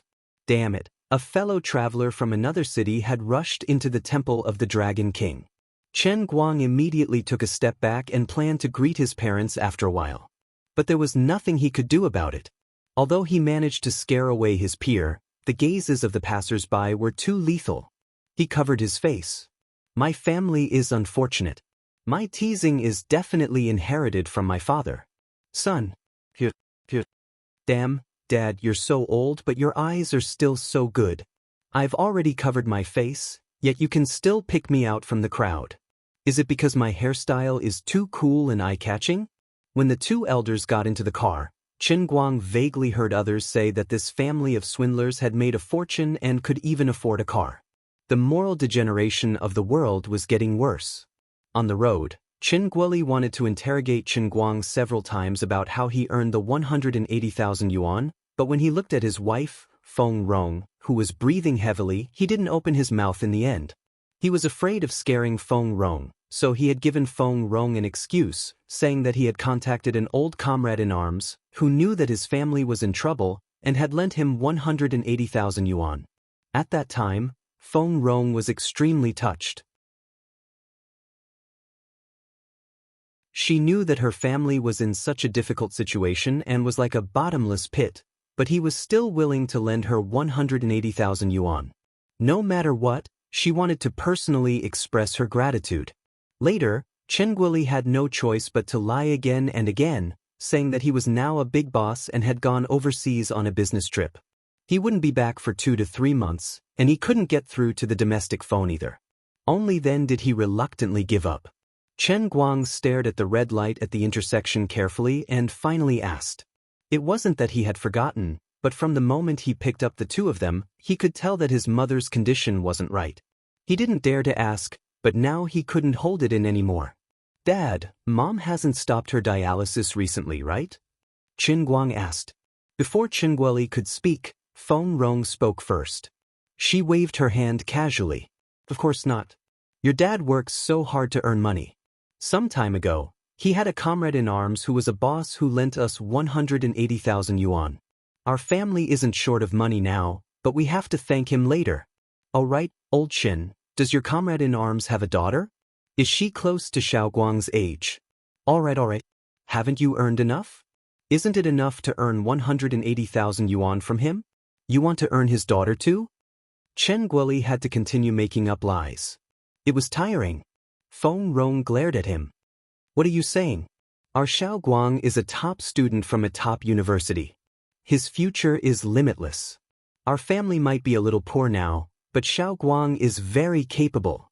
It's not a loss to have an in-law, right? Isn't this very popular among comrade-in-arms?" Forget it. What era are we in now? That's not popular anymore. We youngsters all want to be free to love. Who would still do this? Of course, Chen Guang knew that there was no such thing as a boss comrade-in-arms.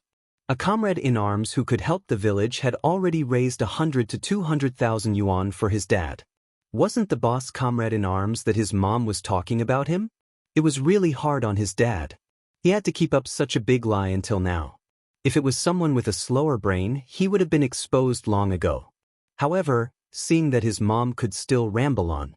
Although her complexion didn't look good, her body seemed to be in good condition. After all, the Puss Corporation's special medicine had never been stopped. Chen Guang's mood suddenly relaxed. Since Chen Guang had said so, Feng Rong didn't pester him about the comrade-in-arms anymore. She turned her head from the back seat and looked up and down at Chen Guang with a pained expression. It must have been hard on Xiao Guang these days. You have to go to school and drive at the same time. You must be tired, right? Sigh, Mom's illness can't be cured. Looking at you skinny makes me feel terrible. If it wasn't for the fact that you haven't graduated from university and haven't married yet to give birth to a grandchild for me, I would have given up long ago. Chen Guang's mood was a little complicated. My current body can also be called skinny. When I take off my outer clothes and stand on the side of the road, I look like a top male model. When the students from Duchuan Academy of Fine Arts pass by, they have to take out their drawing boards to draw me a portrait of David. However, when he heard the second half of his mom's words, his heart felt terrible. The energy of this roasting and the feeling of discomfort mixed together. The feeling was too complicated. Chen Guang helped Chen Guoli out of the predicament. On the other side, Chen Guoli saw that Chen Guang's expression was a little gloomy after listening to his mom's words. He pulled his wife's shoulder. "What nonsense are you talking about? If you're sick, you have to treat it. We have 2 grown men in our family, can't we handle it? Xiao Guang is concentrating on driving. Don't talk nonsense with him and disturb his driving. If he gets a traffic ticket, he will have to deduct points and pay a fine." Sure enough, Feng Rong was frightened. She didn't say any more nonsense, but there was a dull pain in her stomach, but she endured it and slowly sat back down. 2 drops of cold sweat appeared on the tip of her nose, but she didn't make a sound. Chen Guoli held her hand from the side and gave her an encouraging look. He knew that she did not want to make Chen Guang uncomfortable. There was a little traffic jam today. When the group of them arrived at the hospital, it was almost noon. It was the time when the doctors got off work. Chen Guang let his parents have lunch at the small shop at the entrance of the hospital while he rushed in with an empty stomach. His dad would bring his lunch over later. Although his mother's attending physician, Dr. Ma, was not very famous and was not a famous expert, because he was serious and responsible, there had always been a lot of patients. Even if the old patients came, unless it was an emergency, they would usually have to wait in line. Just as they stood in the queue, Chen Guang saw someone unexpected. It was his cheap sister, Wu Tong. This woman walked out of the doctor's office with a troubled look.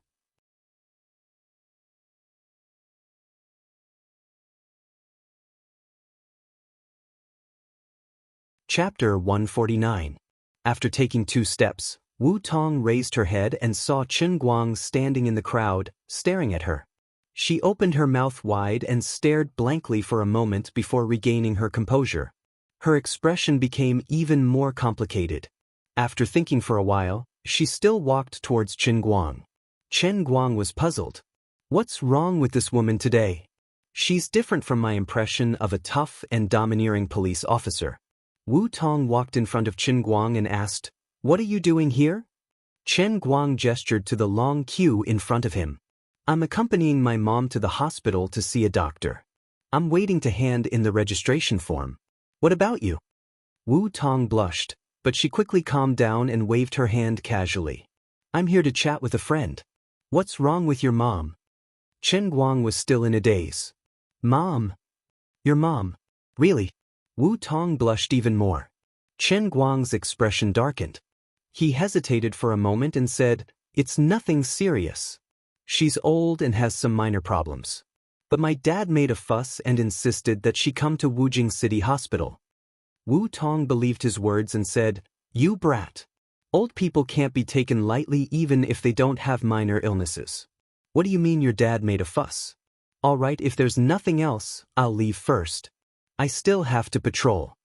Waving goodbye to Chen Guang, Wu Tong strode away with her long legs, dragging away the gazes of many people nearby. When she turned around a corner, she suddenly leaned her back against the wall. Her little heart was thumping wildly. She thought in her heart, I must have seen a ghost. Why is this brat's vengeful spirit still lingering? Wherever I go, I run into him. I'll be damned if I believe you. Thinking of what Tang Ying had said to her a few minutes ago, Wu Tong's heart couldn't calm down. What's wrong with you? Well, if you insist that you're sick, then it's lovesickness. What nonsense are you talking about? I don't want that kind of person. Although I don't know who has charmed a little demon like you. However, you, Wu Tong, are already a girl in your 20s. If it was in ancient times, a girl of your age would have already arranged a marriage for her son. Just follow your heart. This day will come sooner or later anyway. Conscience my ass. I'm telling you, this isn't normal. There was no reason for her to suddenly fall in love with someone she didn't even know before. This is simply unimaginable. There's nothing strange about it. We've watched so many romantic movies together. Don't you believe that love at first sight exists in this world? What love at first sight? Even if there was a clock, it wouldn't be like that. Besides, you're not young anymore. Why haven't you been seduced by some wild man? I'm not like a slacker like you. I'm a top student of my generation, the youngest PhD student in the history of Moorlands Medical College. I have long since made up my mind to devote my glorious and great life to the boundless cause of medicine. Get lost. Don't disturb me here. There are still 180 patients waiting for me. This bestie of hers is not reliable at all. She's the youngest PhD student in the history of Moorlands Medical College. You're not even as good as that dog skin plaster I caught on the street a few days ago. I anxiously ran over to you, hoping that you, a great doctor who had returned from abroad, could diagnose me and see if there was something wrong with me mentally or physically, but you only teased me. How infuriating! She didn't expect to bump into the ignorant Chen Guang the moment she walked out of Tang Ying's office in a huff. She almost jumped in fright. Fortunately, as a police officer, Wu Tong had good mental fortitude. She calmed herself down immediately. Although she also felt that Chen Guang's reply was a little unusual, she was even more flustered. She didn't have the guts to turn around and ask. She took a few deep breaths and hurried downstairs. Chen Guang was also full of doubts. However, he was worried about his mother's condition, so he didn't think too much about Wu Tong. After his parents came upstairs, Chen Guang ate lunch and waited with them. About 2 hours later, they were finally called. Miss Feng, please take a seat. Dr. Ma was indeed a responsible person. He didn't even look at the consultation card before calling out Feng Rong's surname. That wasn't all. He turned around and greeted Chen Guoli. Mr. Chen, you should have come for a checkup last week. Why did you only come this week? Chen Guoli scratched his head embarrassedly. I was delayed by some trivial matters last week. I'm really sorry. Dr. Ma put on a straight face. What's there to be embarrassed about? The patient is your family member. You should be embarrassed about yourself. Remember, you can't delay this in the future. The patient's health is more important. Chen Guoli nodded repeatedly. Dr. Ma consulted Chen Guoli about Feng Rong's condition for a long time. In the end, he wrote a bunch of forms and asked Chen Guoli to take them to prepare to arrange for Feng Rong to be admitted to the hospital first. At the same time, he wanted to do all kinds of checkups. Her dialysis this time would be done at the city hospital together. It would probably take a few days before she could be discharged. The few of them were busy in the hospital for a while. They had to move the beds in the ward and rush to do a lot of checkups. It was only after dinner that they finally settled down in the ward. Chen Guang chatted with his parents in the hospital the whole time. He planned to go back to school after 9 o'clock and come over early the next morning. When it was about 8:30 p.m., Dr. Ma came. Everyone couldn't help but feel that it was a little strange. Since Dr. Ma was the one who was seeing patients during the day, he should have gone home to rest at this time. It should be another doctor on duty who came. Dr. Ma chatted with everyone along the way and asked questions along the way. After waiting for about 20 minutes, he stood in front of Chen Guang's family. Originally, Chen Guang planned to leave, but since Dr. Ma came, he stayed. He wanted to listen to what he and his mother asked. It was still the usual questions. Then, Dr. Ma suddenly changed the topic and said something else. Actually, it's like this. I will be going to Moreland's Medical College in the United States to further my studies in 2 days. So, all the patients under my name will be transferred to another doctor who returned from Moreland's Medical College, Dr. Tang. Previously, the other patients have already been notified one by one. They have also met Dr. Tang. Madame Feng just came today. I thought that I would have to leave tomorrow, so I specially came to inform Mr. Chen and the rest. What? Chen Guang's family was a little surprised. They also felt a little uneasy. Dr. Ma was so serious and responsible. Who knew if the person who took over his shift would be the same as him? Of course, everyone had known each other for almost a year. Seeing that he was going to leave, they were also reluctant. You're tuning in to the Wang Lin's Journey YouTube channel. Don't forget to subscribe and join us on this journey to catch the most captivating stories.